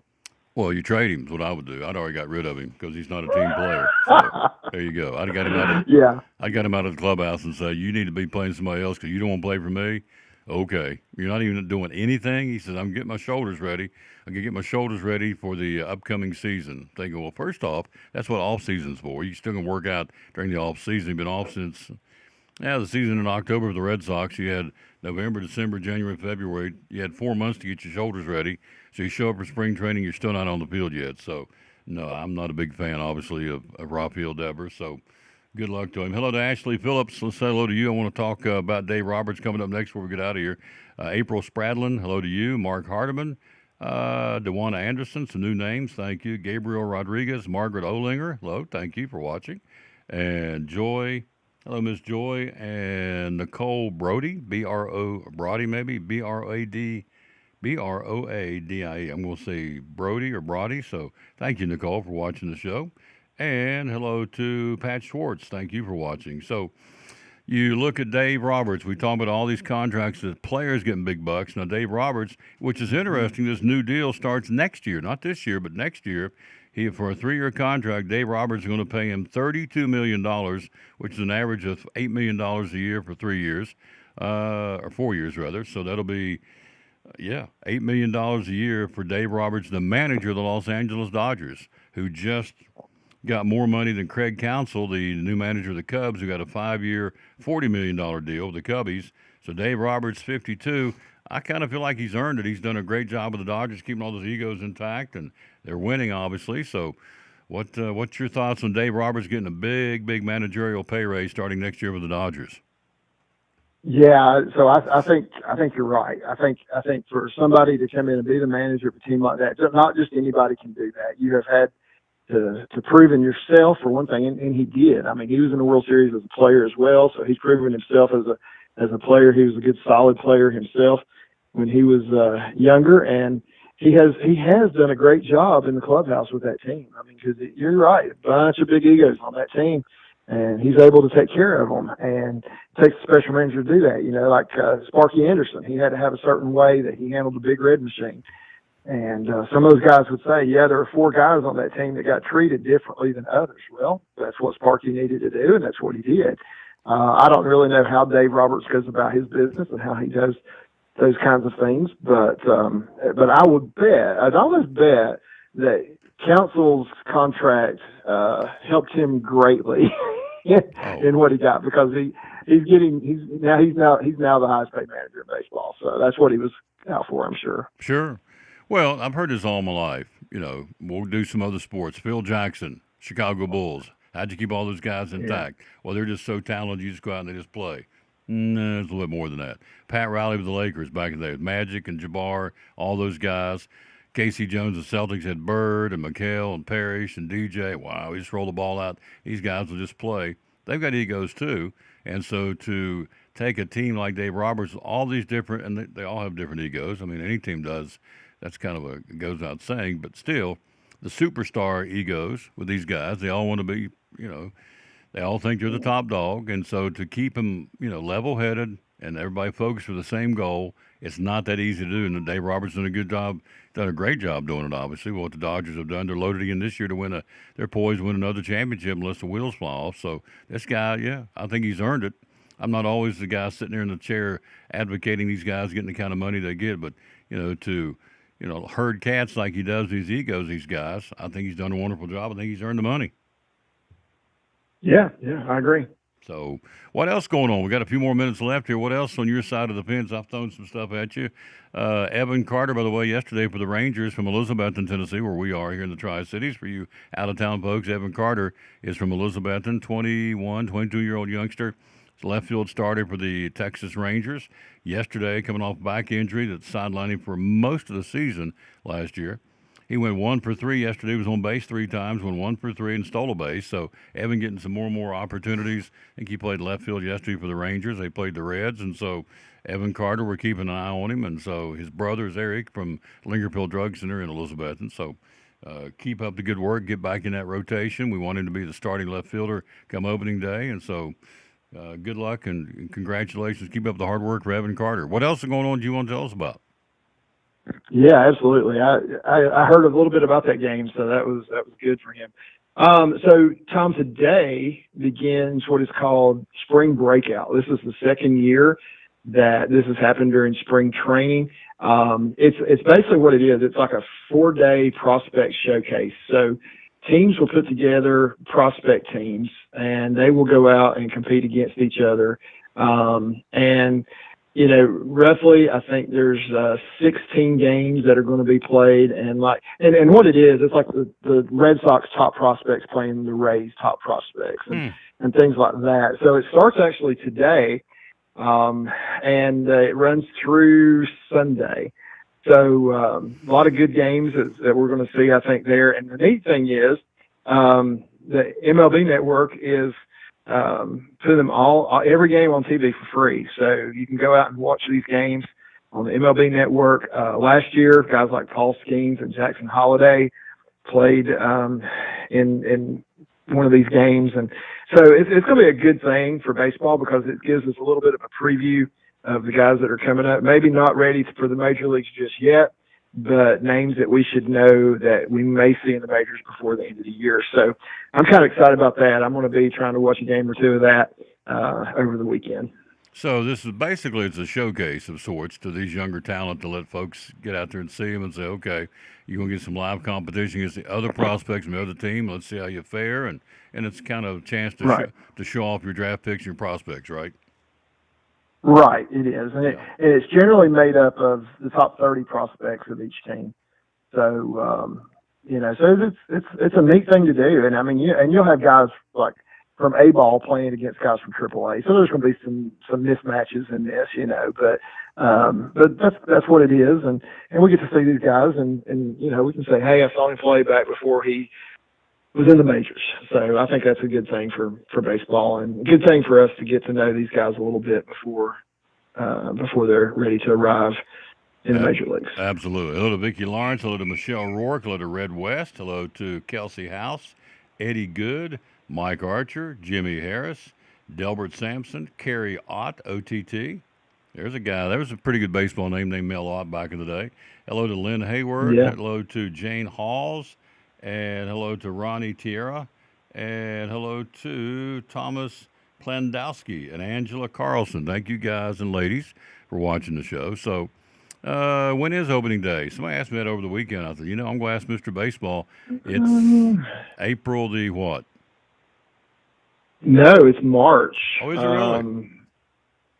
Yeah, it's in March. So let me see exactly. It's coming up soon. It's Oh yeah.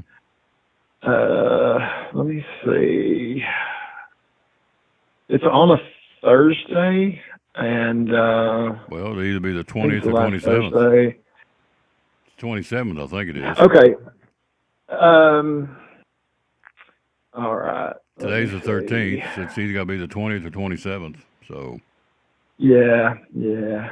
don't you want me to Let me get on see my what phone the. and talk to Betty or whatever her name is, Susie or what is that thing? You ask him. Oh, Siri. Siri. I said Susie. I was close. So Yeah. here we go. Yeah. It is March the 27th. When is Now, opening day for Major so League Baseball? March 27th. There you go. So it's yeah, it's two March weeks from today. 27th. Today's 13th. It's 2 Yeah, weeks from today. We got opening day. That's 2 really weeks cool. from today. Wow. Now, what we need to remember though too, there's also going to be a series in Japan. Japan Mm-hmm. that's going to count, and that will be the Dodgers and Cubs. Is that right? Is that who it is? Yeah, Dodgers and Cubs Trying in to Japan. remember. Yep. Yeah, that's what I was thinking. So yeah, so they'll be playing in Japan, and I think that is like really soon. That's Yep. This weekend, I think.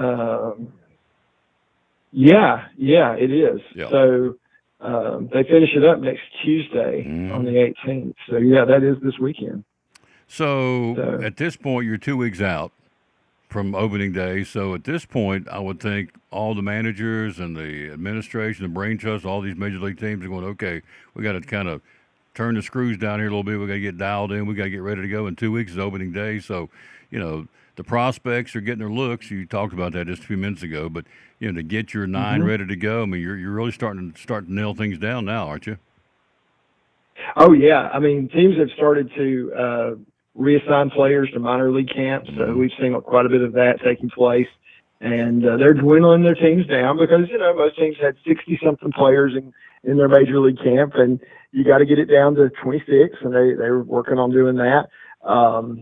So they're having to look at their 40-man roster and see who they're going to keep on the 40-man roster, who they're going to have to cut ties with. We're going to see a lot of free agents available that probably weren't available in the past few weeks, and it's an interesting time because you'll see guys move around a little bit. And I can tell you one thing that happened: the Reds picked up Cooper Bowman from the A's in the Rule 5 draft at the winter meetings, and basically what that means is, you got to protect guys by putting them on your 40-man roster after a certain period. If you don't, then they're eligible to be drafted in this Rule 5 draft. Well, the Reds saw Cooper Bowman and said, okay, we'll take this guy from the A's. So the Reds had to pay the A's $100,000 for Cooper Bowman. They brought him in. Now there's some catches to that. One of the catches is he has to stay on your roster all season. So you have to keep him in the major leagues all season if you take him like that, unless there's an injury or something like that, of course. But he has to be on your major league roster all season if you keep him. If you let's say you decide you don't want him on your team, he doesn't make your team, well, then you have to offer him back to the team you took him from for $50,000. So Cooper Bowman, unfortunately for the Reds, just didn't work out. He was 3 for 25 in his at-bats in spring training.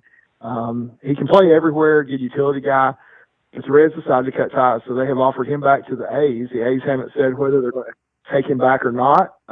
So if the A's say, yeah, we'll take him back, then they'll pay the Reds $50,000. They'll get him back.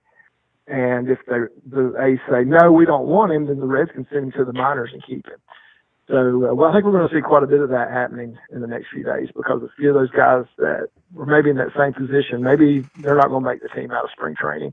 And I think we're going to see some of that happen. So it's interesting to see how all these roster moves are made.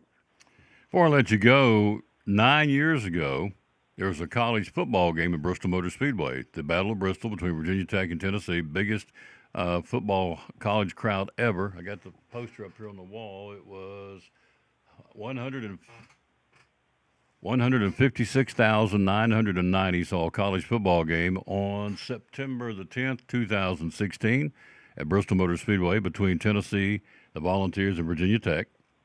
Well, coming up this summer, they had a big promotional pitch yesterday at the Speedway.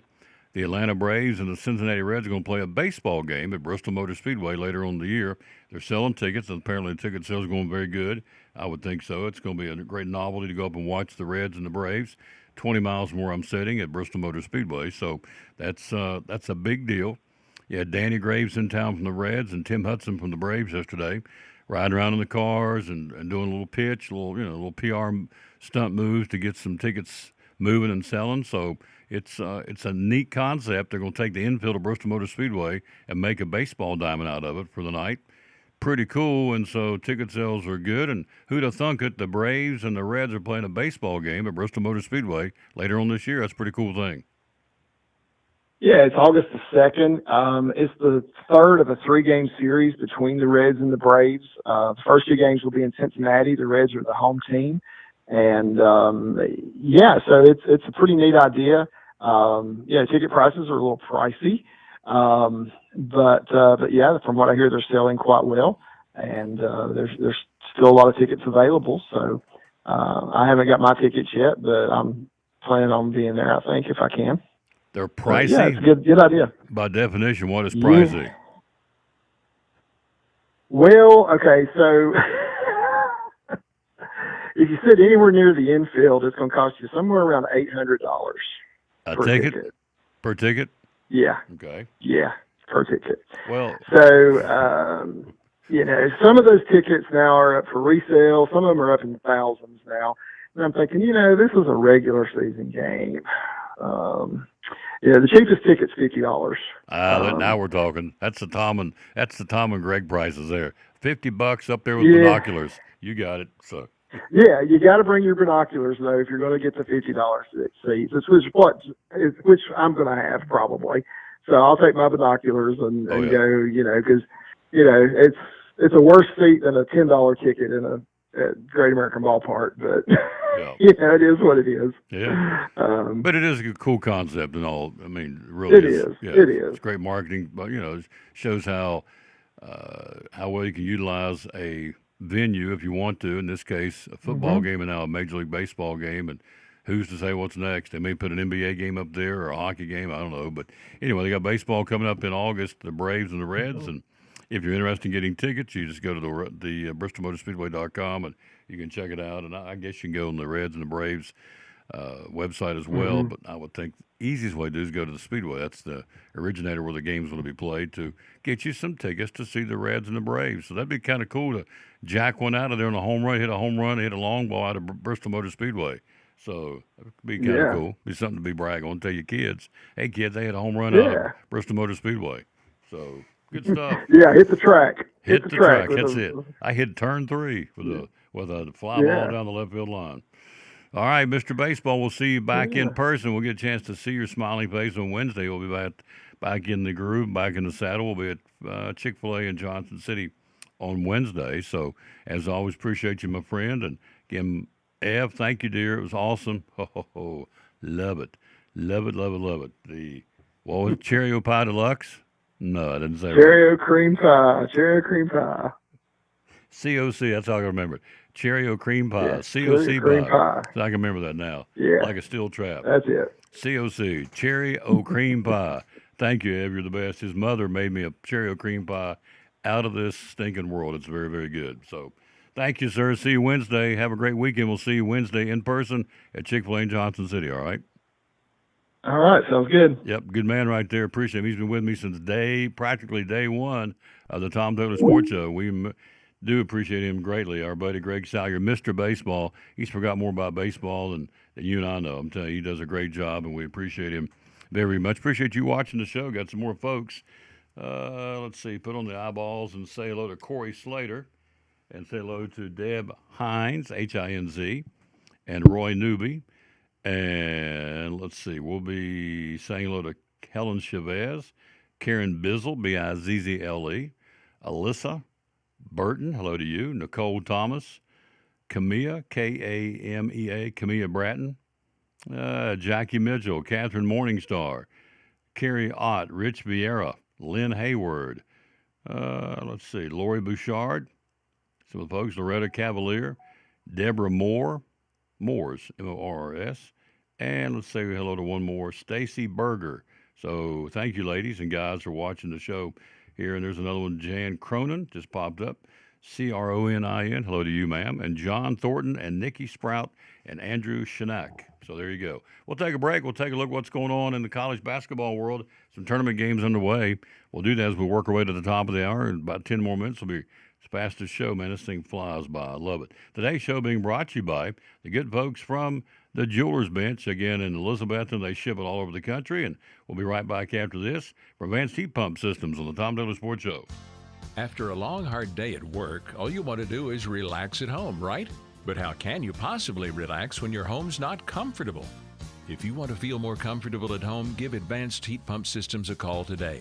With over 30 years of experience and the most innovative solutions, you can rest assured that Advanced Heat Pump Systems will make your home more comfortable.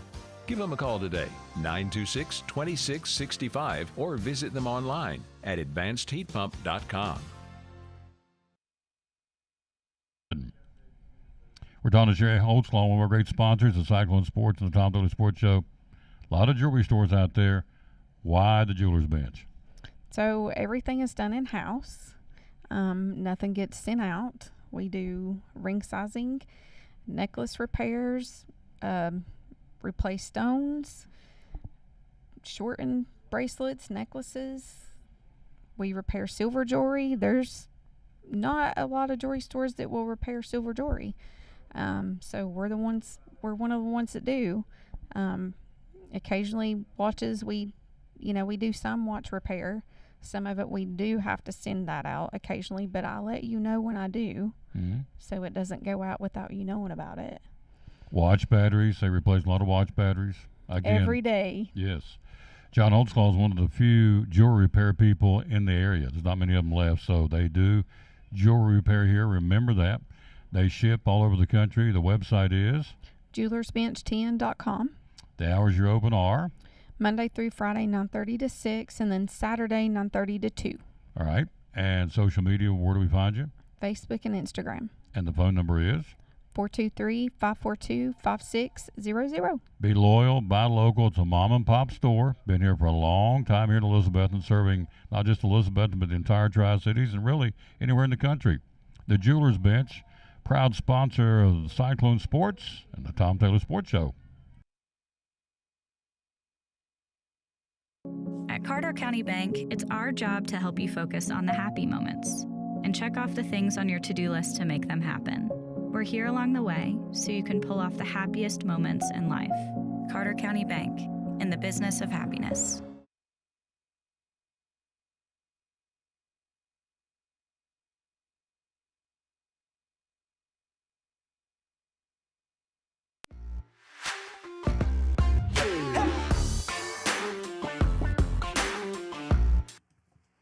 Back on the Tom Taylor Sports Show. Let's run them down for you real quick before we get out of here. Let's see what's happening in the... Let's go back to this. There we go. NCAA men's basketball. So at halftime, Georgia Tech leading Duke in the ACC, 31-26, 5-point lead with the 8th seeded Yellow Jackets over the Blue Devils right now in the ACC tournament. In the Big Ten, 21 seconds to go to halftime. Oregon, the 8th seed, leading the 9th seed Indiana by 8 at 37-29. 4 seconds to go to halftime. It is St. John's, no problem with Butler. 37-24 is the score for the St. John's. Again, they are up by 11 going into halftime. And then also with 11 minutes to go till halftime in the Big 12, you have BYU, the number 4 seed, defeating the 5th seed Iowa State by 10. So there you go. They've gone to halftime. Duke trails by 5 in the game in the ACC in Charlotte. Indiana leading Oregon by an 8-point lead. Oregon leading Indiana by an 8-point lead at halftime. Oregon leads at 37-29. At halftime, it is St. John's over Butler by 11. And with 11:42 to go in the first half, you got BYU in the Big 12 leading Iowa State by 10. Second wave of games this afternoon are playing 2 in the afternoon, 2 at night. The other afternoon games in the Big East, Marquette and Xavier. In the Big 10, you have Northwestern and Wisconsin. In the Big 12, you have Colorado and Houston. In the Southeastern Conference, the other afternoon game will be Texas and Texas A&M. That winner will get Tennessee tomorrow afternoon. The night games tonight. Let's see. Why is this thing? Let's hit this right here. There we go. Yeah, the night games tonight. You will have the evening sessions in the Big Ten, Iowa, Illinois, ACC, Stanford and Louisville, SEC, Missouri and Mississippi State. In the Big 12, you've got Texas Tech and Baylor tonight. In the Big 10, you've got Purdue and Southern Cal. In the ACC tonight, you've got Clemson and SMU. And in the final SEC game tonight, you've got Oklahoma and the Kentucky Wildcats. Oklahoma beat the Georgia Bulldogs. So you've got Oklahoma and Kentucky in that final game tonight in the SEC. Interesting story coming out of college athletics. Check this one out. Hello, John Thornton. Hello to Carrie. Hello to Birdie Talley. Let's say hello to Phyllis Edwards. Hello to Renee Lee, Christine Bibby, Bruce McMurray, Jared Kidd, Suzanne Harlow. Hello to all you folks. Andrew Shinak, hope I'm getting it right. Randy McIver, Ruth Ramard, R-O-M-A-R-D, Ramard. Hello to Ruth. Hello to Carrie Ott, Michelle Rourke, and Karen Bizzle, some of the folks watching. Here's an interesting story. American Athletic Conference. I told you earlier it's a big business, and it's big business. AAC, the American Athletic Conference, in college sports requiring each member except Army and Navy to provide athletes with at least $10 million in additional benefits over the next 3 years, making it the only league so far to set a minimum standard, with revenue sharing expected to begin in Division I sports in July. There you go. Commissioner Tim Pernetti says 13 of the 15 schools would opt into the House settlement, which is that $2.8 billion House versus NCAA antitrust settlement, which is expected next month. And so, which among other things provides for payments to athletes up to $20 million per school the first year in the American Athletic Conference. Army and Navy are excluded because they don't offer athletic scholarships or obviously military schools, and their athletes cannot accept name, image, and likeness money. So, officials from the Big East, Big 10, Big 12, and the SEC told the Associated Press each of their schools will be free to decide their level of revenue sharing. So there you go. The AAC would allow each school to set its own pace to hit the $10 million total by 2027, 2028. I'll read this for you one more time. The American Athletic Conference requiring each member except Army and Navy in their conference, 13 out of the 15 schools, will provide athletes with at least $10 million in additional benefits over the next 3 years, making it the only league so far to set a minimum standard with revenue sharing expected to begin in Division I sports in July. So stay tuned for that. Yesterday in West Virginia, the governor of West Virginia, Patrick Morrisey, signed the law of the Riley-Gaines Act, codifying the definition of man and woman into state law. It reaffirms long-standing meanings of sex, male and female, in state law, preserving women's restrooms, sleeping quarters, locker rooms, and other private facilities for the sole use of women, to prevent abuse, harassment, and sexual assault and violence committed by men. And they can't compete in athletics there either in West Virginia. So there you go. He said he was... Hello, Coach Moore. How you doing, sir? He said he was inspired by the 14-year-old shot put athlete Emmy Salerno from Shinston, West Virginia, outside of Clarksburg. The governor said her and her teammates refused to participate in the 2023 Harrison County Middle School Championship event as a protest, being primed to compete against a transgender student athlete in the shot put. We're not doing it. Okay. So Patrick Morrisey with Riley-Gaines signing this bill in West Virginia yesterday. It's called the Riley-Gaines Act. And so it reaffirms long-standing meanings of sex, male and female, in state law, preserving women's restrooms, sleeping quarters, locker rooms, and other private facilities for ladies for the sole use of women to prevent abuse, harassment, sexual assault, and violence committed by men. No problem with that. So that happened in West Virginia. All right, let's take a look at NASCAR before we get out of here. They're going to be racing this weekend in Las Vegas. It's a triple-header series. Tomorrow night's a truck race, the EcoSave 200 at Las Vegas Motor Speedway. On Saturday, the Xfinity race.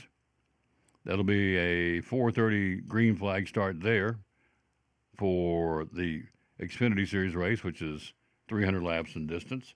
And then on Sunday, the Pennzoil 400 presented by Jiffy Lube. And so they'll all be going on this weekend at Las Vegas Motor Speedway. So Christopher Bell, the fourth driver to win 3 of the first 4 races of the season. Only driver to win 4 of the first 5 races with Bill Elliott in 1992. He's going to try and do that this weekend. They'll drop the green flag on Sunday at 3:30, see if he can do it. So we'll see how he does. The active pole winners, let's see who the active race winners are. Here we go. Active race winners, Joey Logano's won at Vegas 4 times, Brad Keselowski 3 times, Kyle Larson 3 times, William Byron, Alex Bowman, Denny Hamlin, and Kyle Busch have all won 1 time at Las Vegas. So there you go. It's going to be, yep. Joe Logano, by the way, is struggling right now. He's the first defending champion to fail to earn a top 10 finish in the first 4 races of the following season. So Logano's off the mark a bit. He's your points champion a year ago. He's yet to be in the top 10 in any of the 4 races so far in 2025, which, of course, is not a good thing. All right, that's going to do it. Thank you for watching the show. We do want to say thanks again to our sponsor today, the Jewelers Bench. We'll come back with you tomorrow. We'll be back here tomorrow, brought to you by Food City. One more day in the Tom Taylor Sports Show studio, show number 2248 tomorrow. And then we'll come back, and as we said on Monday, we'll hit the road, be back out on the trail. We'll be at Chick-fil-A in Elizabethton on Monday. Tuesday, Phil's Dream Bid. Wednesday, Chick-fil-A. Thursday, Lingerfield Drug Center. And next Friday, we'll be at Food City. So tomorrow, back here one more day to make sure we're 100% healed up, and we are. We've had, we've had a tough one. So we've had a little hitch in the giddy up, but we're getting better thanks to, again, our buddy at Lingerfield Drug Center did a wonderful job. Appreciate that very much, helping us out. So the hitch and the giddy up's getting better. Tomorrow we'll be here one more time, Food City, then back out on the road on Monday. Our baseball coverage starts on Tuesday of next week. So we'll get back in behind the mic, get ready for baseball. Elizabethton baseball against Sullivan East next Tuesday at Northeast Credit Union Ballpark, where the River Riders play in Elizabethton. We'll be there. That's our opening broadcast of baseball for 2025. We've got a bunch of baseball coming, and softball, and Milligan baseball, and Milligan softball. Got all that coming up. We're looking forward to it. So we're going to have to pace ourselves a little bit more. We will. But we'll start again, as we said, on Monday, back out on the road. But tomorrow here at Food City, tomorrow we're going to be joined by scheduled David Lyons, Jeff Beverly, talking about Tennessee sports. We got all these tournaments going in tomorrow. Tennessee plays tomorrow, the winner of the Texas A&M Texas game today. And so everybody's getting ready for Selection Sunday. And then, of course, get ready for March Madness next week. It's going to be crazy. It's anybody's tournament. And quite frankly, I think it's anybody's tournament on the women's side, too. South Carolina's not the dominant team anymore. You've got UCLA playing well, South Carolina, UConn. At least somebody else, I don't have the list here in front of me. There's another team out there that's a juggernaut. South Carolina, UConn, Texas, the Lady Longhorns can play, and UCLA, and there's another one, and I'll have it for you tomorrow. This is off the top of my head, but Selection Sunday point is going to be for the ladies as well on Sunday of this coming weekend, and so for the guys as well. So all these tournaments, again, Duke trailing by 5 at halftime right now, the ACC tournament. So we'll keep an eye on that one for you. Have it all for you tomorrow. Who won? Again, if you missed it earlier, the Cobb County ladies lose today in the state tournament. They lost by 4 to South Gibson. So the last local team out of Northeast Tennessee has been eliminated. They lose by 4. Final score is 43-39 in favor of South Gibson over the Cobb County Big Red, as they call themselves, or the Lady Red. So they lose again in the opening round of the girls' state basketball tournament next week. 2 teams involved from Northeast Tennessee, actually 3. Northview Academy. No, it's the girls' side. Girls, Northview Academy this week. Next week it's 2, North Green and Greenville, the 2 boys teams going to the state tournament coming out of Northeast Tennessee. Next week, North Green's guys in Single A and the Greenville Green Devils in 3A. Out of time, we sincerely thank you for yours. Let's give you the verse today again. We always dedicate our broadcast to the man who hung on the cross. Why would I not? It's all about him. If you don't think so, you're kidding yourself. Yeah, it's the way it is. Here it is. Psalms 20, verse 1 says, "May the Lord answer you when you're in distress." May the Lord answer you when you're in distress. May the name of the God of Jacob protect you. How about that? May the Lord answer you when you're in distress, and may the name of the God of Jacob protect you. How about that? It's a good way to end it. Psalms 20, verse 1. We always dedicate our show to the man who hung on the cross. It's his world, folks. We're just passing through. If you don't think he's in control, you call me and I can tell you how fast he changed my world real quick. Got my attention. I've been laid up for 2 weeks, and I was flying around. All of a sudden, it's like, whoosh. And if it can happen to me, obviously it can happen to anybody. So, yes, he is in control. He's running the show. He controls every step, every breath, everything. And for you to think otherwise, it's really foolish because it's the way it is. I've learned that myself. I knew it anyway, but then I got it shown to me over the last 2 weeks. Yeah, it's all about him. He's running the show. He gives us every breath as a gift. Every step we have is a gift. Please, please, please don't take it for granted. So there you go. Hey, we'll wrap it up as we always do. Show number 2,247 back tomorrow at 11 o'clock right here, brought to you by Food City. We'll wrap it up as we always do by simply saying what my mama said every day. Bloom where you're planted. That's it. Bloom where you're planted. Make a difference. And win or lose, for goodness sake, be a good sport. Kids are watching you. If you're a parent, your kids are watching you. Good night. And they're going to mimic what you do. If mom and dad, it's okay for them to do it, I'm going to do it too. Bloom where you're planted. And win or lose, be a good sport. It is just a game. Yeah, but I want my kid to win. I understand. I want mine to win too when she's out there playing. When it's over, it's just a game. I've told her more than once this season, will you go 0 for 20 or 20 for 20? My love for you is not hinging on how you played that game. Whether you scored 20 or missed 20 shots, I'm going to love you the same. My love for you is not predicated on how you play on a ball court or a ball field. But there's some families and some parents, dads and moms, and I guess grandparents, whoever, up and down the family tree that would think the same way. Nah. Just love them. Number one, they're going to grow up. You're going to blink and they're going to be gone. It's like, where did they go? The other day I was rocking them. Now I'm getting the car keys. Now they're going off to college. Now they're getting married. So love on them. Don't give them a sense of false expectation. Just love on them. Trying to be a teenager in this day and time is crazy anyway, with everything going on out there. I wouldn't want to be a teenager right now for nothing. Tough enough being a granddad of a teenager right now, because they are faced with, for us older folk, they are facing things we never even dreamed of facing. And so they're under a lot of pressure trying to figure everything out. So love on them. Don't berate them. If they make a mistake, if they strike out or drop a pass, miss a free throw, it's okay. They're kids. It's a game. See you back here tomorrow. Thanks for watching the show. Brought to you today by the good folks at the Jewelers Bench and Elizabeth and JewelersBenchTN.com. For Sherry and John and for you out there listening and watching, thanks again. We'll see you back here tomorrow at 11 o'clock with show number 2248 of the Tom Douglas